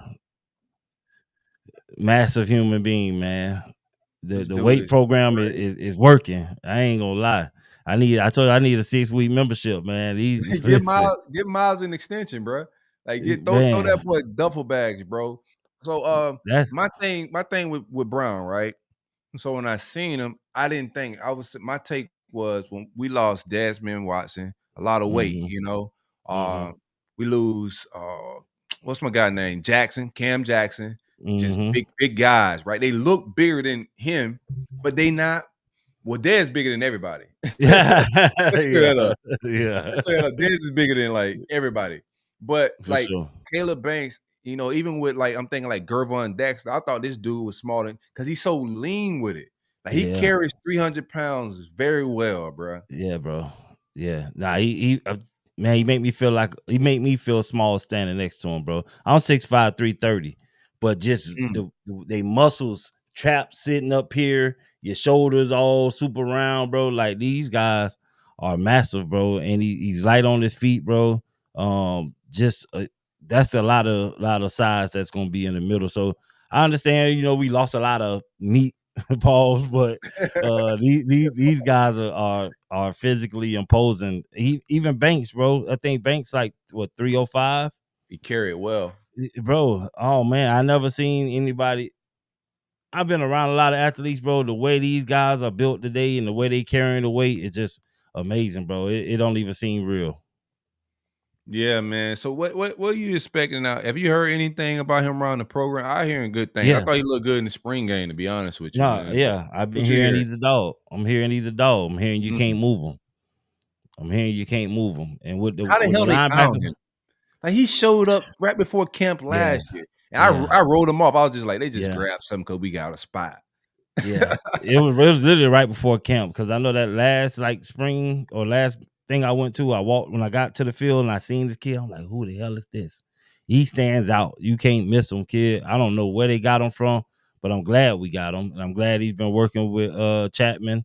You know what I mean, working on the technique and everything. But with the linebackers we got, with him and guys like him in the middle, these guys are going to be running and busting heads, bro. We'll talk about busting heads, but. Yeah. Yeah, my stress at defensive tackle has been calmed down, bro. As I really it's been calmed down. Yeah. I think they did a good job, and I can see why they didn't panic too much even when Robinson transferred. You feel me? They went and got Betts, of course, from Baylor. But when you look at the entirety, we should have plenty of depth, and we should be able to rotate and keep guys fresh at that spot. Yeah, I want to see how Brown. I want LIU is going to be a good, barometer for me just to Yeah, for see, sure. just to see him because that's a game he should just go out there and Just go out there and dominate. Yeah, right. For sure. When Robinson left, just his first step, I was looking for at him. He's a smaller defensive tackle, but you need that. I was looking at him like for pass rushing situations. You know what I mean? On third down, just being that two-way go guy, got a good twitch step. But the guy Betts is just as good at that from that aspect. If you go look at his tape and what he did, and he was young doing what he did at Baylor, so a little more technique get polished up with Coach Chapman. I'm not concerned, bro. And then the way we play, we rotate so many guys, and then some of our guys are D ends, but they big enough to play at the 3 technique on rushing down. So you may see a scenario where it look like you have 3 defensive ends or 4 defensive ends out there rushing the quarterback on third down because they're all that physically imposing. Like you can line up LJ over the guard and give him one-on-one on a pass rush. Like these guys, Florida defensive line, the line in general, both sides are huge, bro. Huge. Yeah. And they just lean, so you don't think they just so lean, but they're weight wise, they're not going to get thrown around. No, it's been this is the first since Urban. Muschamp guys, they were pretty big, but he had Urban's leftover dudes for a large part. But I think McElwain and Mullen guys, we would go to Michigan, Bama, and we show up to those games. I'd be like, bro, why we look like a Pop Warner team? It did look like that. Varsity. You're not lying. I heard you say that a couple of times. You're correct. It's crazy, bro. But what do you think? Not what do you think? Like, what normally happens? Like Billy kept saying, we're 40 days out. So from a team perspective, like as a former player, when you're 40 days out, like what's the vibe, team wise, camp wise? Like what's like around campus and the team heading into like 40 days out? The temperature started to rise a little bit more. Especially once they get into this little camp, you get kind of tired of beating on the same people, but you're really just working on technique, executing. and just executing your technique and staying going hard. But that's really all you can do. But you're just really tired of going against you. You're ready to get to that season. So you coming out of the hands of the strength and conditioning coach, you get into your coaches. You're gonna start off going through your basics. But you're really, really ready to start putting a hat on somebody for real, really getting them pads popping. But it's just all technique from here on out and execution. Just execution and technique. That's all they're gonna be focused on. You put in all the work at this moment. So just knowing all the plays and just executing every play. Like I said, spot the ball, but just doing it every down in and down out until you get there. Because you've done all the work. The offseason, the games that you saw, that's the real work. Especially for a veteran team, you kind of know all the plays a little bit. You're not gonna really add too much more to what you're doing. Maybe a little tweaks here and there, but it's just focusing on pad level, staying low, perfect technique every snap. That's it. I forgot to mention this earlier in the show. I just been so hyped, bro. Like I told him, boy, we got a Bible thumping quarterback again. Like we got a righteous quarterback trying to be nah, for sure. like shout out my guy Click Clap, man. What a great tape. But a lot of things feeling like we already talked about Billy's confidence, man. But I'm excited about this football season. July 27th, we at going First down. Magnitude in Gainesville, the Going home down. of Steve Spurrier's beer. They brew it right there in-house. If you never had it, pull up and get you a fire lager from my man, the head ball coach. But we doing the first inaugural Gator Media Day, independent Gator Media Day. Stephen Harris is going to be there kicking it with us in Stadium For sure. Miguel, High Top Sports, Gator Breakdown. We got some other guys coming, the smaller platforms, the guys like Murky Waters that do the spaces. They're going to pull up and hang out with us. Neil Blackman from Saturday Down South is going to pull up and hang out with us. We have Jacoby Jackson pulling up. We have Jaden Robinson pulling up. Jaden Woods, Trayon Webb, Vernell Brown III. Oh, we got a graphic too. Like, look at that. Yeah, pull up man. and hang out with us. We got the actual video. Up Howard's pulling up. Look at this. This is high level production. Look at that. Trayon. Excited to talk to Trayon. Both running backs. Excited to talk to them boys, man. Scoop me duck, got one of my rooms all flooded with gold. Here's my monetization. I done bought 2, 4, 5, Great 6, 7, 8 stuff. Cash on the California cash, can't wait to go dress my home. We hanging out, man. Smack you itty bitty rapper in a Definitely minute. gonna be a vibe, man. On the way to reach my goals, lot of those open and close. I've been spending millions on clothes, I've been making millions off clothes. Robinson. I love Jaden Robinson getting to another slept on monster that I'm looking forward to seeing play this season. But hey, y'all come hang out, man. Like, pull up. We're gonna be doing a live panel. We will be streaming that panel, so you'll be able to catch it on either of the platforms. Us, High Top or Gators Breakdown. But then we're gonna do some content on the side that we edit and put out later individually with the players. Yeah. So it's gonna be something very unique. I keep telling people I don't think there's any independent media, podcast crew, anywhere in any other demographic putting on this type of content that we do, not just streaming, but actively with fans. There's no experience like that where the fans show up, the players show up, former players show up, media show up, and we at a Gator bar with Steve Spurrier here kicking it. Where you gonna find that at? It don't get no better than that. It gets Y'all no better listen. than that. Make sure y'all pull up, man. Get them tickets, man. Come out, have a great time, man. It's gonna be a lot of fun. I'm excited. It's just great to be able to do this, man. Shout out to you, man, for being a visionary and being able to see stuff like this happening, man. But it don't work without the fans. So we appreciate all the fans, man. The Gator Nation is the best nation in the world. I know I always say it, but man, y'all truly rock. But come out, enjoy yourself, man. We got some old legends coming through the building too. It's gonna be a great time, man. I'm excited. Yeah, next week. So we'll start like announcing more names and stuff like as it leading up. But the ticket sales are doing great. So pull up and hang out with us, bro. We're gonna do some giveaways too.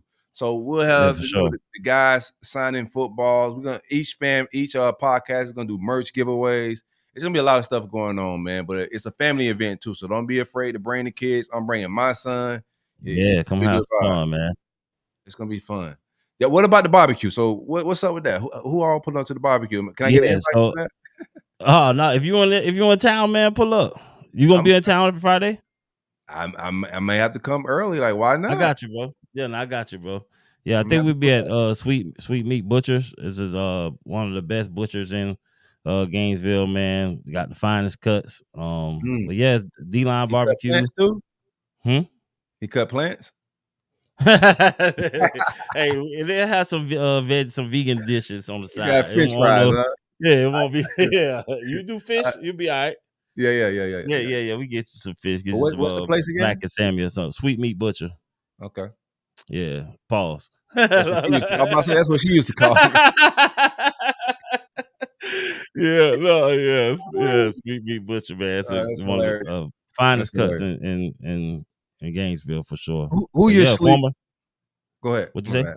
No, I was Go just ahead. saying former D lineman and current D lineman getting together and keeping this thing going, man. Keeping the brotherhood going, keeping the camaraderie and the love going, and sharing stories. And we in this thing together, man. We want to see Florida football get back to the level that we know it can be. We want to see our trenches get back to the level that we know it could be. Starting with Coach Chapman and the energy that he's bringing, the excitement, the lessons and technique that he's teaching, makes you want to be a part of it because you know that it can be real and that it's happening right before us. So I'm excited about it, bro. No, that's dope. Give me a sleeper you got on the defensive side of the ball, bro. That you expecting like a lot of people that somebody that nobody's talking about. Mine's Brown at this point. Like I just Brown definitely going. big I won't sleep. say a sleeper, but I don't think we ready for the impact that he gonna have, and that's LJ McCray. I like to hear that name. I tell you that. I don't think we're ready for the impact that he's gonna have this year. For me, it feels like people are sleeping on him. Given the status and ranking coming in, I think he finally got his feet wet and kind of settled. So I think he'll be one of those guys that is gonna pop off the screen at you for blasting people. And just making hell of a play. So I'm expecting him to have a super year this year. Who you got on offense? Offense.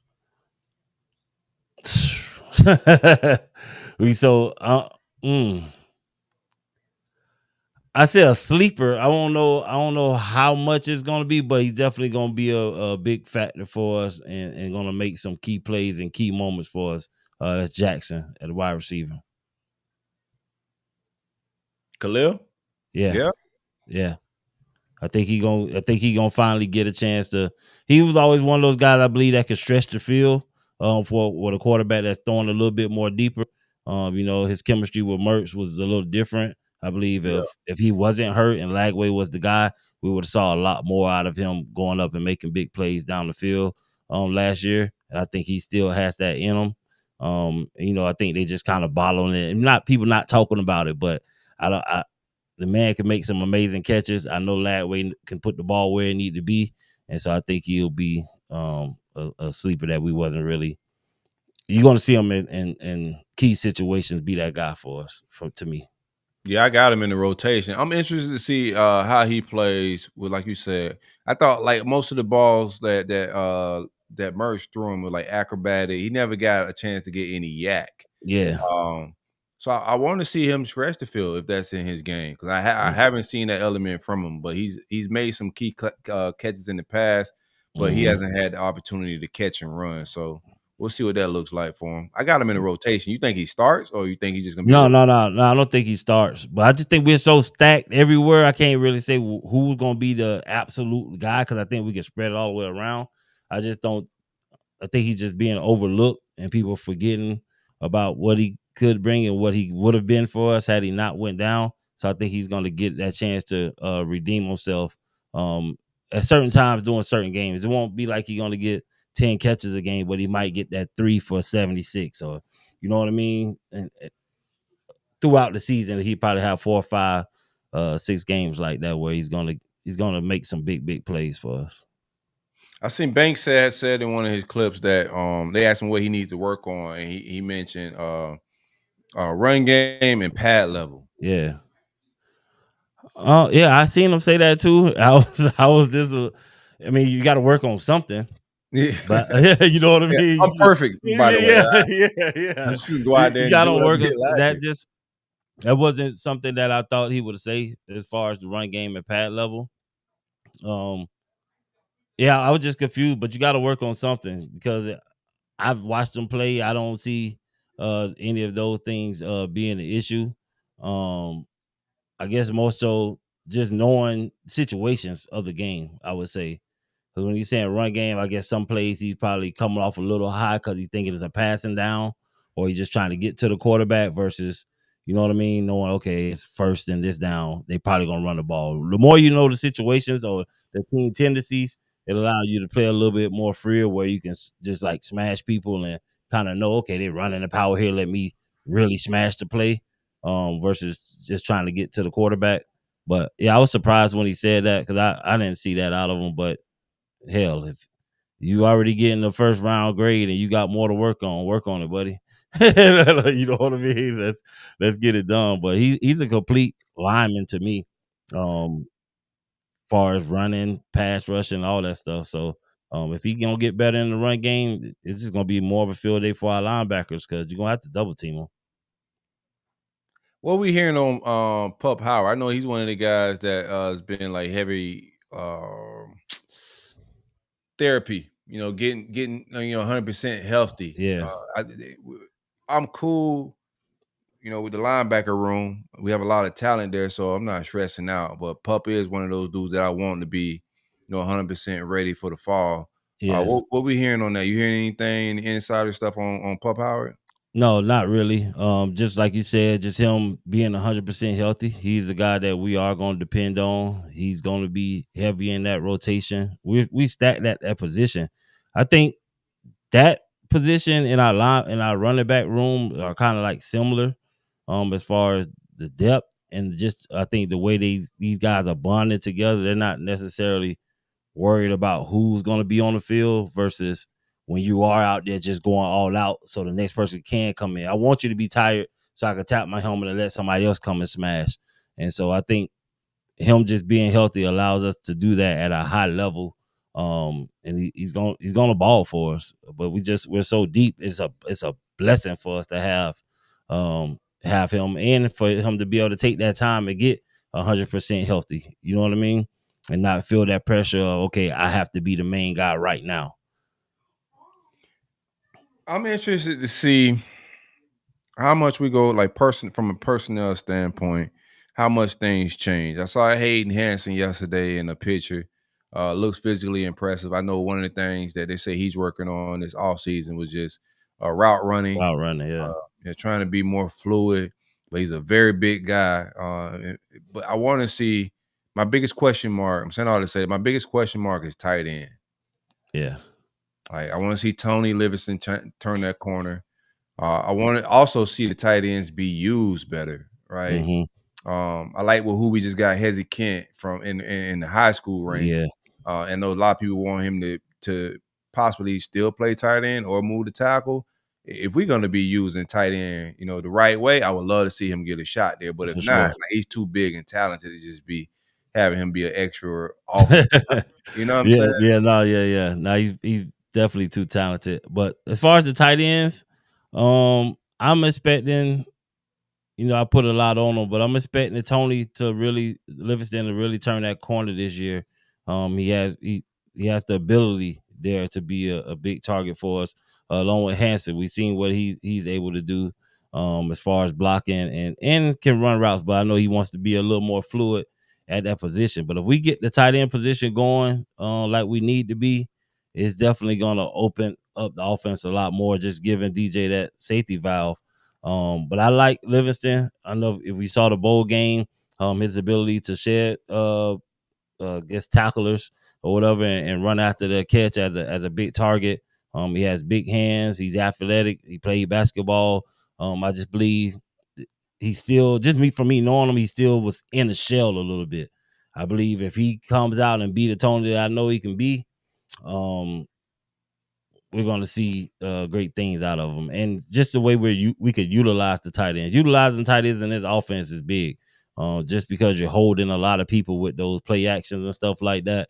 and you getting those one-on-ones with the tight end on the linebacker, with DJ's ability, I believe it'll open up the game a whole lot for us.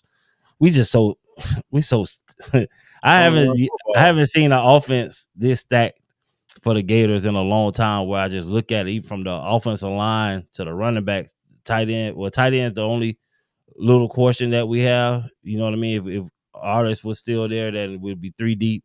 It'd be a whole different story. But I believe with the guys I think we have, still. I like Amir Jackson. Like I yeah, know Amir, yeah, I want to see listen, Amir. He's yeah, probably the most yeah. physically talented in that room. Right. Like, Listen, yeah. if he gets going, who knows? We just haven't seen a lot of it because our focus has been on the receivers and the running back room. But if Amir gets going, it's man. Hey, SL Rayno, I appreciate that love. Hey, Kenny, this is a good question. Like I want to know and find out. Gates was trending to being somewhat healthy for this fall, like spring. I seen him out there getting active. I didn't expect to, but he was out there getting active. But down the stretch last year, man, Aaron Gates was playing the best defensive back ball on the entire team. Yeah. Before he got hurt. Yeah. Like, you talking about running the alley like a madman, Yeah. breaking up passes. Like, it's been a while since I've seen somebody play the star as well, since Chauncey Gardner. Yeah, you hit. Listen, Gates was probably one of my favorite players coming down the stretch, man. Yeah. Kid was all over the field, just fluid at the hips, can turn and go at the dime. His anticipation, his burst out of his break. The kid was amazing. I was sad when he went down, bro, but I'm definitely looking forward to him being back full tilt. Those injuries are tough, but we got a great program, great training staff. Not a big drop off with Sharif Denson, by the way. No, it's not a drop off at all. They're just adding on. Like, this is definitely not a drop off. I just wasn't expecting Gates to come out the gate like that. You know what I mean? Just some of the plays he made was just amazing, bro. And that's just a pure talent, pure knack, pure football player. And he looked good doing it. He looked exciting. He was flying around having fun, man. And that's what you want to see out of the star. Kind of like a Chauncey Gardner type energy. It was a little more reserved to, but I think he might be bigger than Chauncey Gardner, like height wise or whatever, or length wise. He seemed a little. They're about the same height. I think So? Chauncey's a little. He just seemed long. Pause. Yeah. Gates just seemed a little more long armed. I don't know. The man is a hell of an athlete.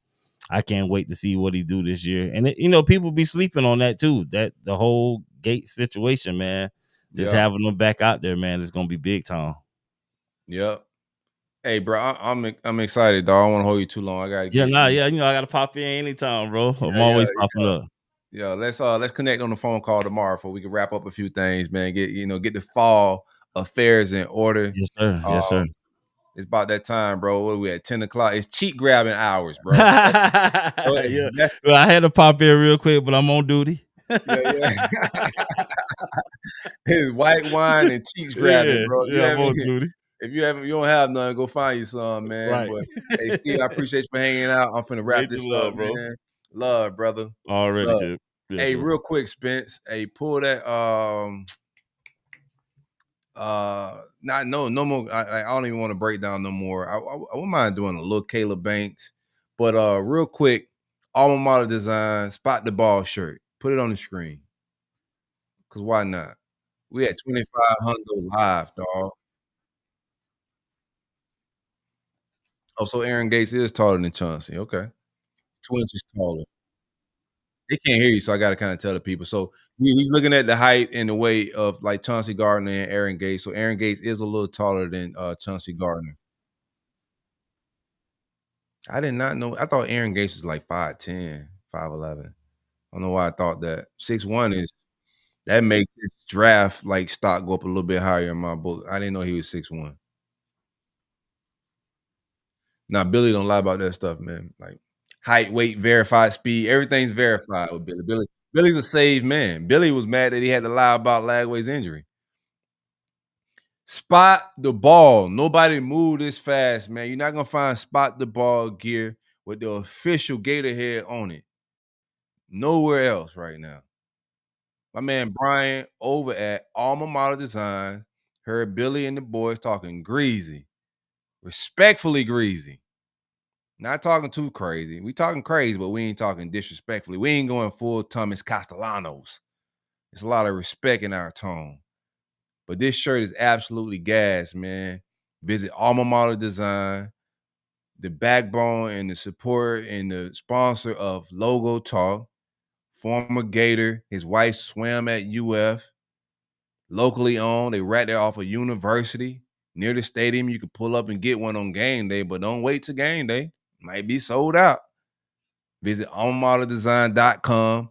They got your favorite NIL gear there from Jaden Ball, DJ Lagway, etc. And we had almost 2,600 live. Man.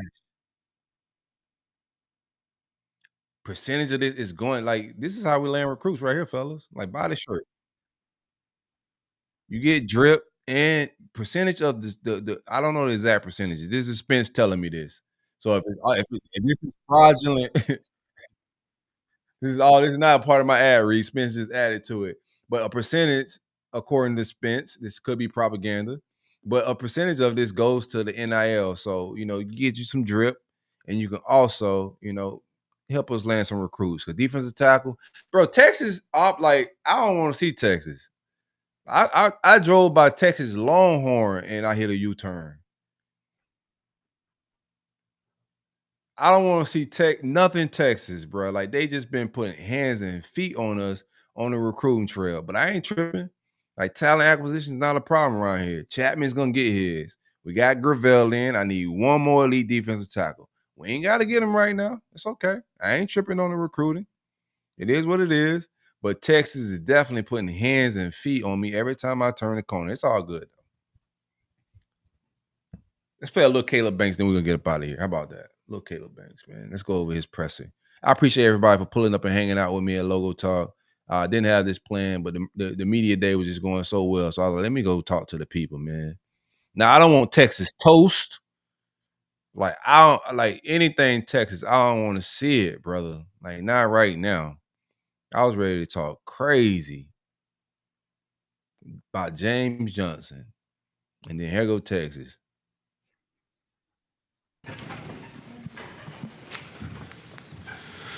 Caleb Banks from Florida starts us off here in the afternoon. He will go straight to questions. First of all, can you tell us what kind of offseason you've had heading into this moment here? It's been a great offseason. I'm just getting better with my teammates. I'm just developing my game in all types of ways. So it's been great. What's the coaching message for this year? Spot the ball. Pause it. Pause it. We have any questions? Pause it. Let's just get right to it. Spot the ball, and I'm going to be right in front of it. Because I play defensive tackle. Just spot the ball. Like, we ain't going to talk too crazy. Respectfully greasy. This is what I'm talking about right here. Chat. That's what the screamers say, right? Hey, chat. Chat. This is what I'm talking about, chat. Respectfully greasy. Like, what do you guys, like, what's been the message and the tone of the offseason? What's been the, the moniker? Spot the ball. Like, he could easily say, hey, we putting hands and feet on everybody that get on the field. They got to show me what's up. What up? Let's do this. Just spot the ball, bro. Let's get right to it. Hit play. On the side, right side, second row. Alex Byington on 3. I know DJ's was limited this summer, but just what have you seen from him and his progress and development, and just how's he looking right now after kind of mostly sitting out this spring and summer? DJ is, he's a great player. DJ, he's developing every day as well, getting his body together. He's doing everything that he can to be able to be out there and help us win the team, be productive. Love games but hate the grind? With Good. Weemon, A little commercial break. Spence don't pay for this is Spence. I don't want y'all to think that I'm rolling around here with non-premium YouTube. I don't do commercials on YouTube, bro. I watch too many podcasts on YouTube. But it's all good. It's a great commercial break for me. Caleb Banks is another one that he's speaking very well. I think this reporter right here is really trying to, I like how classy they are, because he wanted to ask about the injury, but he just said, well, how was DJ's offseason? Like, you're asking the defensive tackle about DJ Lagway's offseason and how he's progressing.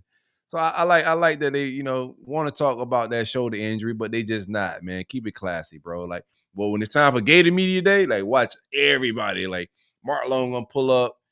How's that shoulder, bud? Let me see it. It might be a prosthetic shoulder, like RoboCop. Let me see that arm. Now let's go. Let's go. Hit play. Yeah, throw the ball. Let me see how your arm look real quick. Oh, I got it muted. My bad. That's on me. Train, you played alongside him in 2023. I just want to know, what is he like off the field, and what is your relationship with him still to this day, and what can Mizzou fans expect from him? Chris is a great player. He has a high motor. I wouldn't say we talk, but I mean we're not like the closest. But yeah, no, we was really cool when he was here. We get along very well. But you guys should be expecting a really high motor player and a great player. We'll go to the left side on the back row. Dan Peck, ESPN 106.7 in Auburn. Just describe playing for Coach Napier, and what you tell folks about him, and any sort of growth or development you've seen at a coach in your time at Florida. Yeah, no, coach. He's a great coach. He's one of the greatest coaches I've ever been with. When I was at Louisville, I didn't have much film, but when I transferred, he believed in me, and I really appreciate that. And he put me in the best spot to be able to be productive. And I'm here now at SEC Media Day, so yeah, he's a great guy. We'll go on the aisle here, fourth row. Hey, Caleb, Kyle Wood, Athlon Sports. You opted to come back for the season. I had this already on my agenda to say while Caleb Banks is speaking, so I'm glad you said that, Johnny. I'm glad you said that. Johnny, let me break something down for you. When a player has been at one school a year and the other school 3 years, you gotta give my staff credit for the development, my boy. If he never started at Louisville and he was a bench rider, couldn't touch the field, and we pull him out of the mud of Louisville football, and we bring him to the great city of Titletown, Gainesville. Some call it Gaines Vegas. Depends on the mood and if we winning, because it gets turned up. If he's been here 3 years and he's been in Louisville 1, we developed him. Hit play. I'm just curious if you could share a little bit more about your reason behind that, and if there's anything that you saw from DJ Lagway that inspired your decision to return. Yeah, it wasn't just DJ Lagway. It was the whole entire team. I wanted to come back and play with my guys. I wanted to be the first male in my family to graduate, first generation to graduate. I feel like that was very important, and just come back to get a national championship, and of course, have a higher draft stock for the NFL in the future. So yeah. Left side, third row. Yeah, Tyler Shaw with KBTX in College Station. You talked about your decision coming back, but part of that, what kind of gives you optimism about this year's squad, this year's Florida Gators, that it's going to be better than last year? We work hard every day. I watch those guys work every single day. I watch how hard they work. I watch how much work they put in and day out. The extra time that they put in. And it's the little things too as well. So I feel like it's going to be a really great year for us. We'll go on the right side, second row. Was there a time last year that, whether it was before he got put in as a starter, but that you knew DJ was going to be everything he was built to be? Yeah, I used to watch his film in high school, man. He's a dude. Just like the little things that he do, like to critique his game, I think he's a great player. And I once he went in, we didn't have no type of doubt that he would be able to take over and be able to help us win that game. Yeah, I watch him in practice. I'm in the backfield all the time in practice with him. So I watch him. I watch how he in practice. He's good. He's a good player. Hey, pause real quick. You talked about improving your. Kato said, "Yeah, I'm in the backfield all the time." So we're well aware of each other. Who's blocking Caleb in practice, man? Because he said he's in the backfield all the time, man. All right, hit play, man. That was funny, chat. I'm gonna start using draft stock. What do you think you have to work on the most? My run game. I think my run game will be the biggest thing for me this year. My pass rush, honestly everything. My pad level, I think I can get improved in everything. There's always room for improvement, so just got to keep going. We'll go back here on the aisle on the fourth row. If you could raise your hand higher next time, please. Obviously, the team ended on a high note on that winning streak. How do you kind of carry that momentum from last season into a new year, and how do you also avoid the slower start that you all had in 2024? Honestly, I think it's a mindset thing. I think if we have the right mindset going into the season this year, and we have a great fall camp, we'll be able to go out and be successful this year. Back on the right side. You talk about your appreciation for Billy, or Coach Napier. What's it like as a player to kind of hear and see the headlines or the speculation about your coach's job status? Obviously, he's got to deal with it, but what's it like internally among the team? We all believe in Coach Napier. We know he's a great guy. We know he's a great coach, and we believe in everything that he's done for us. He puts us in a great position every single day with everything that we do. So, we love him. We'll go on the left side, back row. Florida's a program that has its share of rivalry games: LSU, Tennessee, Georgia, Florida State. Do you have a particularly favorite game, to play, a game you look forward to on the schedule? I'm looking forward to every single game. Honestly, I don't have anyone picked out. I'm ready to play ball. On the aisle, please. Well, what do you remember from the Texas A&M game last year, and then how much you looking forward to going on the road this time? These boys are media trained, man. We ain't giving nobody bulletin board material, man. Like, if you want bulletin board, every team on our schedule just got to pull up on their bulletin board that, hey, man, Florida just say spot the ball. So what y'all gonna do about it? That's all you're gonna get, because we Bible thumping, and these boys is breezing through these questions professionally, articulating themselves very well. We sent the right three, man. This kid is impressive. He's making himself some money here, not just on the field. He's making himself some money just from, speaking and engaging with media like this, bruh. Let's run it. To Kyle Field. That was a great game. We had our times. They shot at us, we shot at them. But I feel like this upcoming season, if we just be more disciplined with certain things as a defense, we can have a great year and a great game against them. Right side. Harrison Reno, UJ Sports. Caleb, what do you remember from last year's game against Georgia? And what is the team's mindset going into this year, as before Lagway went down, it looked like y'all were going to take it to him? Yeah. That was a great game. Georgia was a good game. We almost had them. I feel like we almost had them, but, honestly, we just got to get them next time. There's really nothing else to say about that. We'll see them soon. So we just got to play our best game we can play. We'll go in the back. I hear you. A lot's been made of how difficult it is to go into the swamp as an opposing team. What's it like playing in front of that in front of that crowd as part of the Gators? Oh no, it's crazy. It's probably the craziest environment I've ever played in. I love our fans. I love the Florida Gators. I feel like the swamp is just the best place to play at night and in the daytime. They bring it anytime, so it's amazing. Imagine being able to build anything just by thinking about it. We have no daytime, really no nooners, which is great. A whole lot of night games. It's like the scheduling people are anticipating fireworks. They're anticipating, the vibes being great for that Won't Back Down song when everybody putting their phone up, man. And they swaying like this, man. After they playing We Are the Boys, bro. They're anticipating them good vibrations. I mean, Johnny, you may not know nothing like that because I'm pretty sure you're a Miami fan. Y'all don't have great traditions like that, bro. Y'all are really not a real traditionally collegiate program like that, bro. Y'all are rent a pro stadium. Your football stadium is across the street from a shopping plaza. It's not near the campus. The students don't even show up to it, bro. Y'all just had the Latin Kings in the parking lot, just hanging out with strippers. It's just not a good ambiance out there, bro. It's not a good aura. It's just different. But these night games, it's not a whole lot of day games, man. They setting up the vibes appropriately, man. We hanging out, man. This is Logo Talk brought to you by the great folks at Alma Mater Design. We getting close to 3,000 live. This is love, man. Football is in the air. That's pig skin you smelling. That's not pork. That's not bacon. That is pig skin. Let's ride.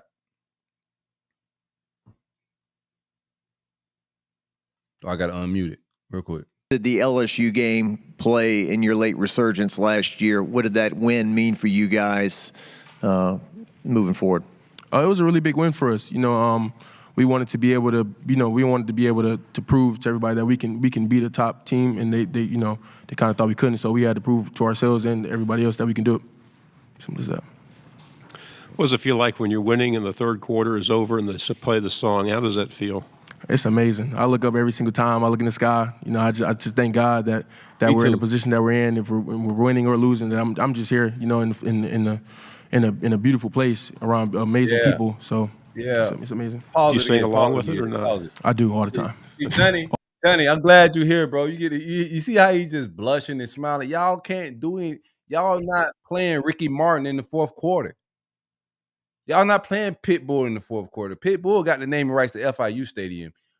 Who are y'all? Y'all not playing Luke in the fourth quarter? Like, what is y'all traditions? Empty stadiums? Strippers in the parking lot. That's y'all vibes. It's wholesome. You can bring your kids to our football games. Not being able to take your children to a football game is crazy work. Hit play, Spence. Let's hang out a little bit. They got matinee strippers all the time. They got the daytime. Tell us about Jack Pyburn. What kind of guys LSU getting? I gotta educate my people, man. Cause my people's about to come down here to a game this fall, bro. So I gotta educate my people that y'all may not be able to bring your children. Cause they don't even have the good strippers. They have the hoes with bullet holes. That's what they're gonna have in the parking lot. So when you walking through, you're gonna have to cover little Johnny's eyes. No, you don't need to see that, little Johnny. It's a lot of cheese on them cheeks. All right, hit play, man. Hit play. In him, he looks like a superhero or something. Yeah, no, Jack Piper, he's a dude, man. He's one of my closest friends at while he's in Florida.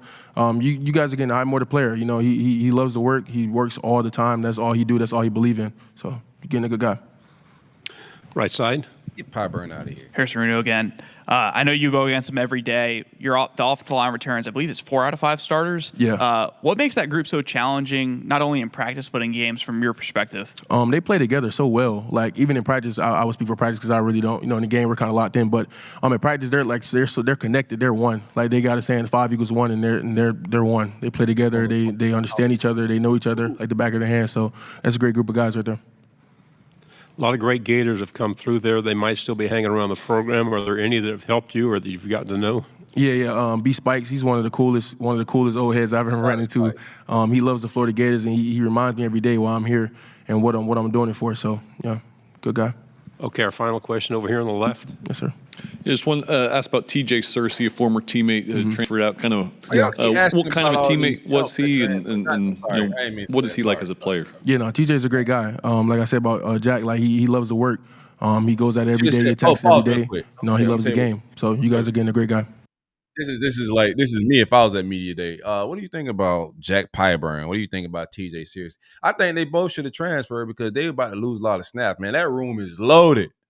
I understand why they left because, bro, if you ain't it's a lot of pressure in that room, bro. Like, you might want to go to LSU where there's an opportunity to get some snaps because George Gums is crazy. Cam James, LJ McCray, that room is nuts. So yeah, seriously, he should do well out there because that room in Texas A&M ain't as crazy as the room in Gainesville. So I get why they both left. Hit play, Spence. Let's ride. Caleb, thank you very much. Good job. Thank you. Oh, that's it? Like a surgeon, bro. In and out, bro. Like real smooth with it, bro. I want to do Jake Slaughter, but we almost 2 hours in. I was supposed to be getting that off of this thing like an hour ago at this point, man. Yeah, I'm close. I kind of want to just want to get to 3K before I get out of here. But I was gonna leave a little while ago, but I'm glad I got to stay. I got some good jokes off of Miami and that fan base. I got to educate the Gator fans on what to expect when they come down to Miami. It may not be family vibes, bro. Don't tailgate. Go straight to the game. Because if you walk around that parking lot, matter of fact, come to the Flow Factory tailgate. It's a cheek-free tailgate. It's gonna be cheeks there, but they're gonna be covered. The worst you're gonna get, it may be, some booty shorts, maybe a little, booty cleavage, but you're not gonna get full nudity. This is a family event, family environment. And we almost hit 3,000 live, man. We getting close to football. Media Day, I thought, if I got to grade everybody, I didn't get to play, and I haven't checked out Jake Slaughter's full. I get both of them boys an A. I think they came, they relayed the message, exuded leadership, no bulletin board material, dress clean, smooth, in and out of there, bruh. Little sense of humor. Good choice, Billy. Even Billy. I give Billy an A.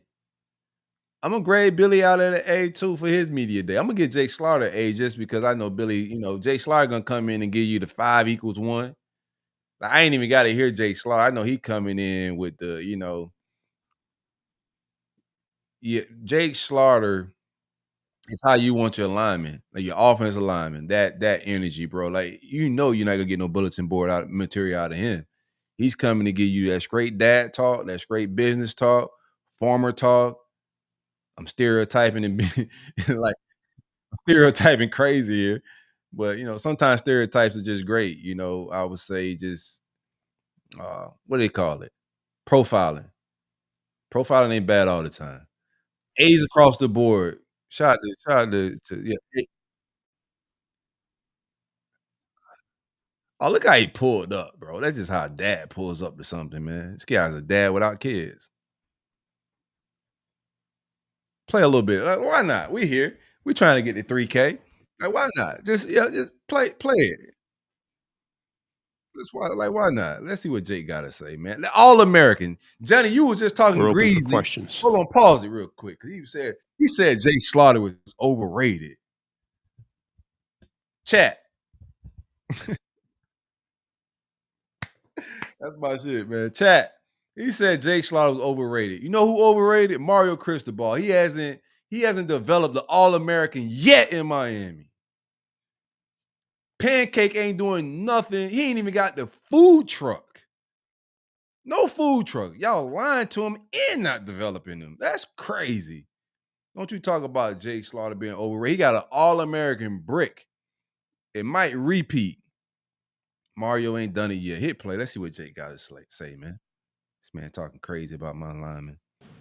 Right here in the front row with.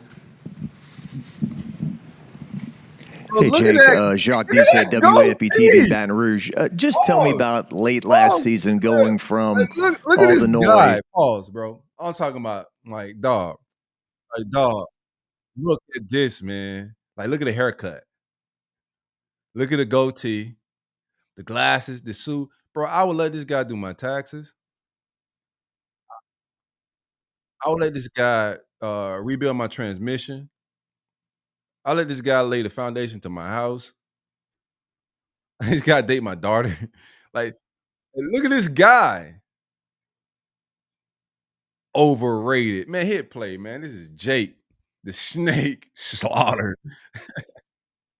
Let's go, To man. now, people saying you're a top 10 team or something like that.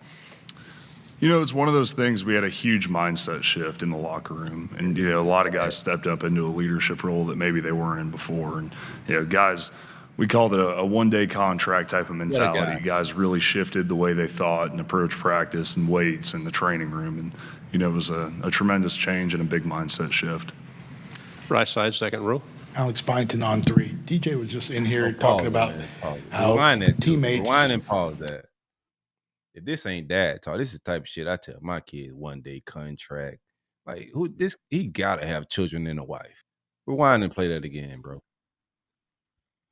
Just go back a few little clips, man. 1-day contract. Hey, Jake, Jacques Duse, WAFB TV in Baton Rouge. Just tell me about late last season going from all the noise to now people saying you're a top 10 team or something like that. Top 10. It's one of those things. We had a huge mindset shift in the locker room, and a lot of guys stepped up into a leadership role that maybe they weren't in before. And guys, we called it a one-day contract type of mentality. Guys really shifted the way they thought and approached practice and weights and the training room, and it was a tremendous change and a big mindset shift. Right side, second row. Alex Byington on 3. DJ was just in here talking about how the teammates joke with him about his different personality on game day versus. Can you kind of delve into that? What is he talking about when you see the off the field versus when he steps on the green? Yes, sir. So DJ, he's He's awesome, right? Like, he's just a hanging out type of guy. He goes in, he's about his business. He works his tail off. He treats everything like it's it's the last thing he's ever going to do. But then on game day, man, he's got a different type of swag to him. Like, he's getting everybody fired up, and you don't see that from Sunday through Friday, just Saturday. And as an owner of Walton Goggins goggle glasses, I know how to make slick looking. Quick commercial break, man. We'll be right back at it. Spence ain't got premium. I'm anxious. I didn't see all the full interview. I just saw whatever clips that was on social media. I was super busy around that time. Had a 2-hour long meeting right when the media day was starting at 1:00. So I missed most of this. I'm catching up. Kind of now, right with y'all on this show. Hit play. Let's roll. Oh, muted. Man, hold on. You got to rewind a little bit. I think that it was the first just Saturday, and I think that it was the first game he was going to start, and he gave us a little pregame talk that I don't think we can put on camera, but he got us all pretty fired up. Front row. Chessa Boucher with NBC 33 in Baton Rouge. It's a two-part question. One, LSU got Jack Pyburn. You being an offensive lineman going head-to-head, kind of who is he and who is the athlete that LSU was getting? And then also DJ Lagway basically helped y'all, propel y'all to beat LSU in a big momentum shift for you guys. What do you remember from that game? I don't like her. So to start off talking. First of all, she cheating. She asked 2 questions that it ain't even a good follow-up question. Like, how you squeeze in 2? She was waiting to get her question off like bad. I could tell. Like, you ask about Jack Pyburn, and then you went and ask a follow-up question. Like, you gave my guy too much work. You lucky he media trained. He can handle like 2 questions that don't have nothing to do with each other.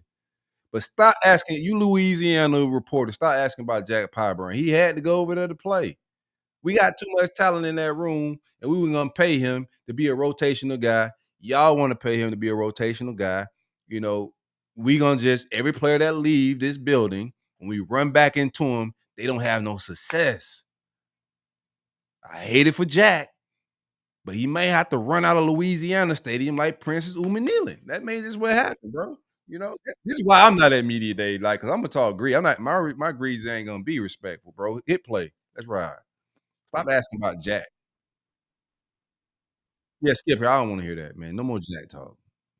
6-7 in Auburn. There was talk that Coach Napier was on the hot seat at some point last year. How did that affect the locker room and just in general? What is it like to play for Coach Napier? So I'm going to answer the back part of that question first. Is that we all love to play for Coach Napier. I was so fortunate. I didn't get recruited by him. I didn't commit to him. I committed to the University of Florida, and I was just lucky that a man of his character and integrity became the coach. And I'm just so sorry, answer the back half first. What was the first part? The first part of the question was about, how did it impact the locker room at all? Rumors about his status as the coach. Did it influence how you guys played? Right. So everybody tries to block out the noise. We're worried about what's going on, but everybody's well aware. Everybody's on social media. You see it and you hear it. But I think that we did a great job this past season of blocking out the noise. Go play for each other. Go play for Coach. Let's prove each other right. Pause. In the middle, 5th row. I feel like Jake talking about me because I was part of the noise. Jake talking about me. Jake throwing shots at me? Is that what we doing here, chat? I definitely was probably. Jake blocked me. They blocked me out because I was trying. I had a coaching board. Like, I definitely had Billy out of here, man. Hit play.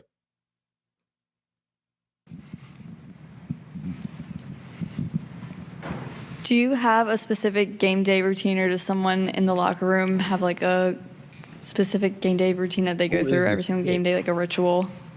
Get her Michael.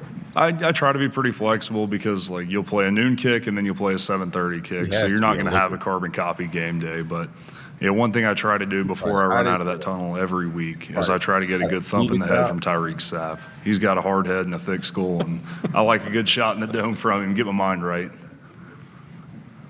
Speaking of hard heads, we'll go to Dan. Great answer.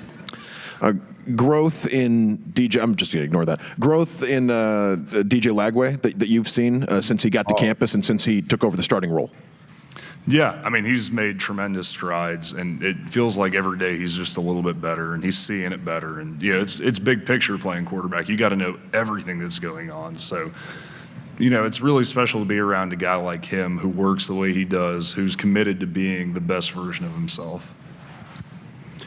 Right side, and then pass it over, please. You mentioned blocking out the noise, the hot seat discussion, but how much was it an actual conversation among the players that we need to do this, whether it's for ourselves or for coach, to keep him around? I mean, in my experience, I don't know if, we were looking at each other like, hey, it's on us to keep coach around, but I think everybody was aware that there was a lot of noise about it, and I think that everybody felt a sense of urgency like, hey, man, we got to go out there and perform. On the aisle, please. Carlo Brown, WCBI TV in Columbus, Mississippi. I had to ask, you guys kind of knocked Ole Miss out of the college football playoff conversations for good after you guys beat them. Now you guys going to play in Oxford. Are you expecting maybe a little bit more fire to that game than usual? Oh, we expect all of our opponents to be fired up to play. And, anytime we get to go put the ball down and compete, we're excited to go do it. You didn't grow up far from Gainesville. Did you make it to the campus and the games growing up? We got to go to one game usually every year because my old man would put on his the Sherwin-Williams Company tail. What is these questions, bro? Like, I don't you live near the stadium. You think, look at that haircut. Look at that goatee. You think if this man lives close to the stadium, he never been to a game before? Like, what are we asking here, bro? Let's be real. Like, the media questions, well, I'm glad they didn't harp on, DJ's shoulder, but a lot of this stuff is just terrible questioning, like, for this type of platform. I ain't even trying to, be negative towards them, but I just think these are very just, plain Jane questions. Ask him, is he going to repeat? Have they asked him, is his goal to repeat as an All-American? That'd be a great question. Let's talk about some bricks. Let's talk about Rob Sell development and, your relationship with him.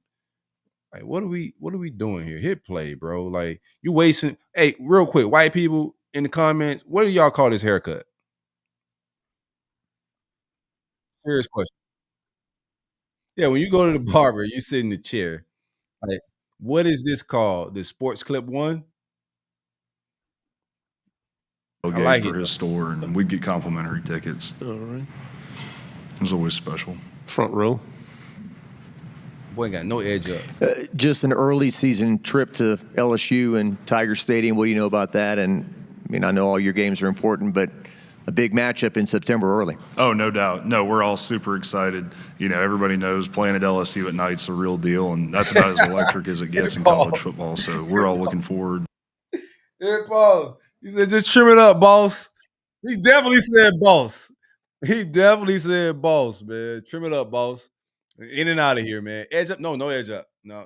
I gotta go hit the sled. All right, hit play. That is hilarious. Trim it up. Competing in that environment. On the aisle, please. Tyler Shaw with KBTX and College Station. What do you remember about the Texas A&M game last year and going up against that team? Yeah, they were a really talented team. Yeah, across the board, there was a lot of guys. This guy has asked the same question to the Texas A&M guy has asked the same exact question to every person. He's just there to get, so he don't get fined. He didn't even try to come up. What do you remember about the Texas A&M game? He asked DJ that. He asked Caleb that. Now he's asking Jack the same. We lost, bro. That's what we remember. Like, what are you talking about? All right, hit play. Big, strong, fast, really good football players. I remember that it just felt like we couldn't ever get our feet underneath us, and it was a tough game for us. But I think there was a lot of growth that we got from that game. How's it feel at the end of the third quarter when they start that song? Oh, it's electric. You hear that Tom Petty won't back down. There's nothing like it. You get chills every time it comes on. Right side. Oh, Harry Potter is hilarious. Talked a lot about DJ, but and he's getting a lot of preseason hype, a lot of attention and odds and such that. What's it like kind of seeing him in comparison to some of the other names that you're seeing out there? Obviously, Arch, Garrett, other guys have done a lot as well. I think that it's a great honor for him to be recognized that way, but he knows just as good as anybody that, that doesn't mean anything. We got to go put that on tape. We have time for a final question. Anybody here? We got a whole lot. We'll go here in the front row again. I mean this as a compliment. Do you often get struck for being older than what you are? See, this is why us Corey's got a 22-year-old. No, sir. I do get bro. Us Corey's, dog. Like, you can't. You're never gonna meet a bad Corey. Put that back up there. This is the production we lost here. This is the production that they keep asking everybody about.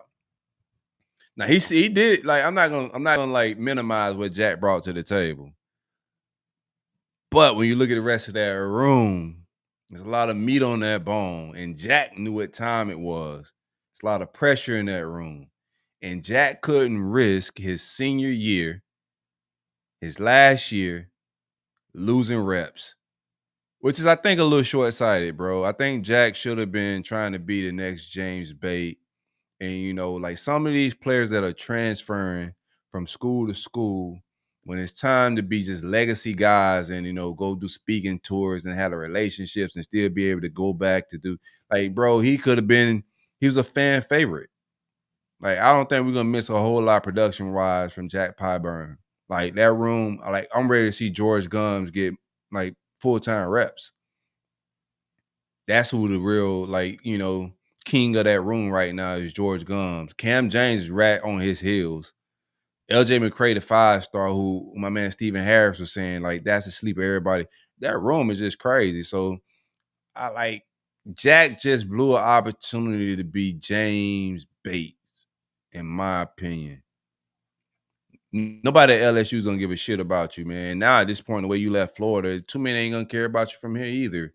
How long of an NFL career you going to have? Not very long. In my opinion, this is my opinion. I don't think his game translates for a long NFL career.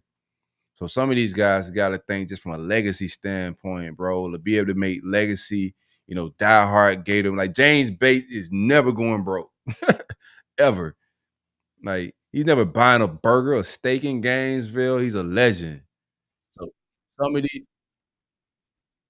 these dudes are ruining legacies for portal and NIL checks, which is cool. Do you? But I don't even get it from Jack because he from bread. He from money. So I don't even get to play.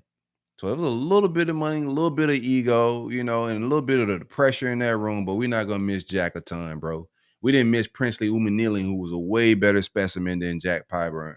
We didn't miss Travis Etienne, who's going to be in the NFL for a very long time. Like, we didn't miss these guys. Everybody that has left, Jaden Hill, you could go. Who else went over to Texas A&M? You just go down the list. Who's Scooby? Like, you could just go down the list. We haven't missed any of these dudes, bro. It just doesn't happen. So hit play. Get back to Jake and the haircut. You ought to be 30 type of wrapping it up. Hey, thank you very much, Jake. Good Thank job. you, sir. Hey, stay healthy. Yeah, the Harry Potter. Whoever said Harry Potter, y'all won. No, that's what I would ask for if I was going to the barber and asking for what Jake Slaughter got. What a guy. What a guy. Hey, we out of here, man. Thanks for everybody for pulling up. We almost 3,500 strong. Love, love, love. Football is in the air. Johnny, we appreciate you for showing up, bro. Like, you keep talking about Corey Raymond. Corey Raymond was, like, just washed, man. He's, like I say, you could trust Corey's, but Corey Raymond is one you can't trust to have your secondary, bro. He let all the Corey's down with the work that he was doing while at the University of Florida. Like, I still think Corey Raymond is like the DB GOAT coach of, like, all time. Like, his resume is just super impressive and crazy. He's been doing it a very long time. He recruits well when he was in his prime. But I don't even know why you brought up Corey Raymond. Johnny. We out of here. It's Logo Talk, brought to you by great folks at Alma Mater Design. I thank everybody for pulling up once again, man. Love, love, love. The jokes. Had a good time laughing with y'all, talking about scribbles in Miami. That was fun. We closer to the season. One last time, man. July 27th, we're going to be at First Magnitude, Gainesville, Florida, for the inaugural independent Gator Media Day. We got players pulling up, current players, former players, High Top Sports, Gator Breakdown, and of course, the same corner, same time, Stadium Miguel crew. We're going to be kicking it. Should be a lot of fun. We giving each podcast is going to be giving away merch. We're going to be giving away signed footballs from some of the players on some giveaway vibes. If you haven't had the Steve Spurrier beer, First Magnitude is the home of that beer. Also, one last time before we get out of here, Spence, we got to show them the spot the ball because that's the vibes, bro. All right, put the shirt up here. You got to know if you don't have it ready, it's okay if you don't. We can get out of here. Spence, it's not a big deal. It's been a long show, bro. I said I was going to give y'all an hour. I'm 2 hours and almost 30 minutes just hanging out. This has been fun, man. I'm almost glad I missed the SEC Media Day live so I could come back and watch it live with y'all and kick it like this. But the first okay, let's do this in order. Like, yeah, play the First Magnitude clip. Like, why not? Let's get some promo going for that. Put the link back in the chat. Chat. The tickets are going smooth. Like, we got a lot of people showing up. Pull up to this event. We're gonna live stream it there. If you can't make it, we're gonna live stream it, and we're also gonna shoot some. We gotta create some FOMO so y'all show up next year. If you miss it this year, I guarantee you won't miss it next year. It's one of a kind event.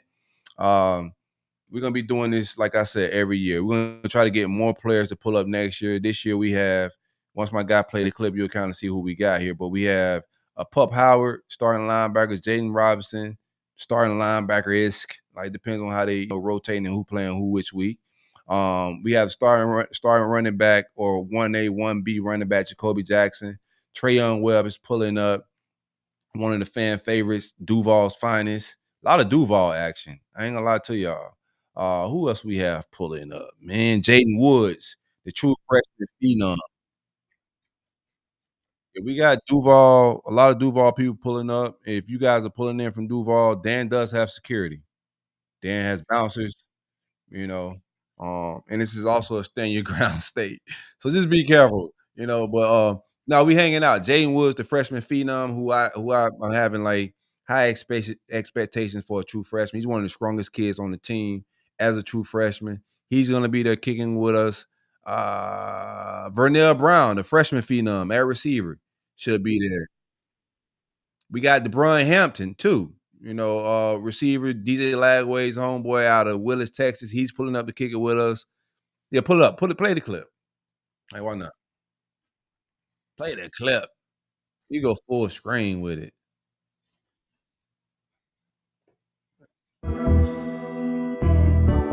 It's a bop. It's a bop. It's a bop.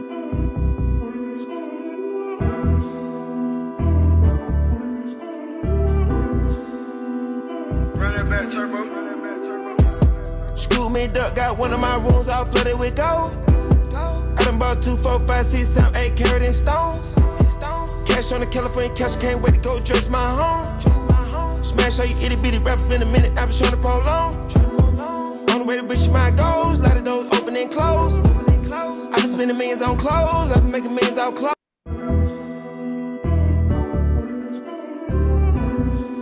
Vibrations, man. Make sure y'all pull up and hang out with us. Y'all see the players that's pulling up. It's gonna be a great time.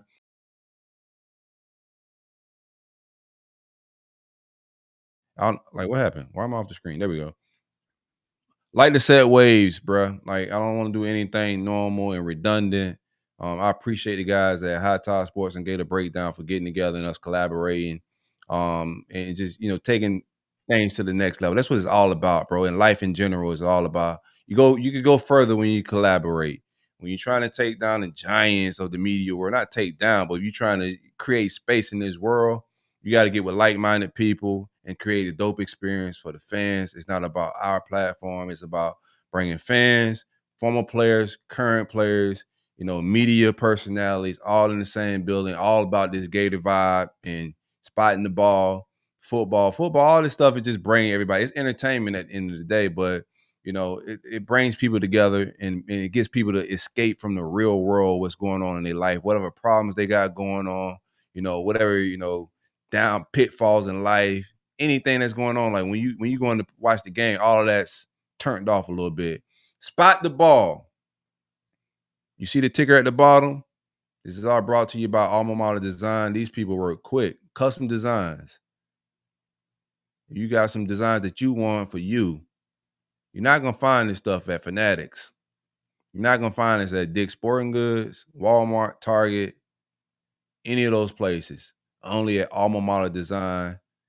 Spot the ball shirt with the actual Gator logo on it. It's just different.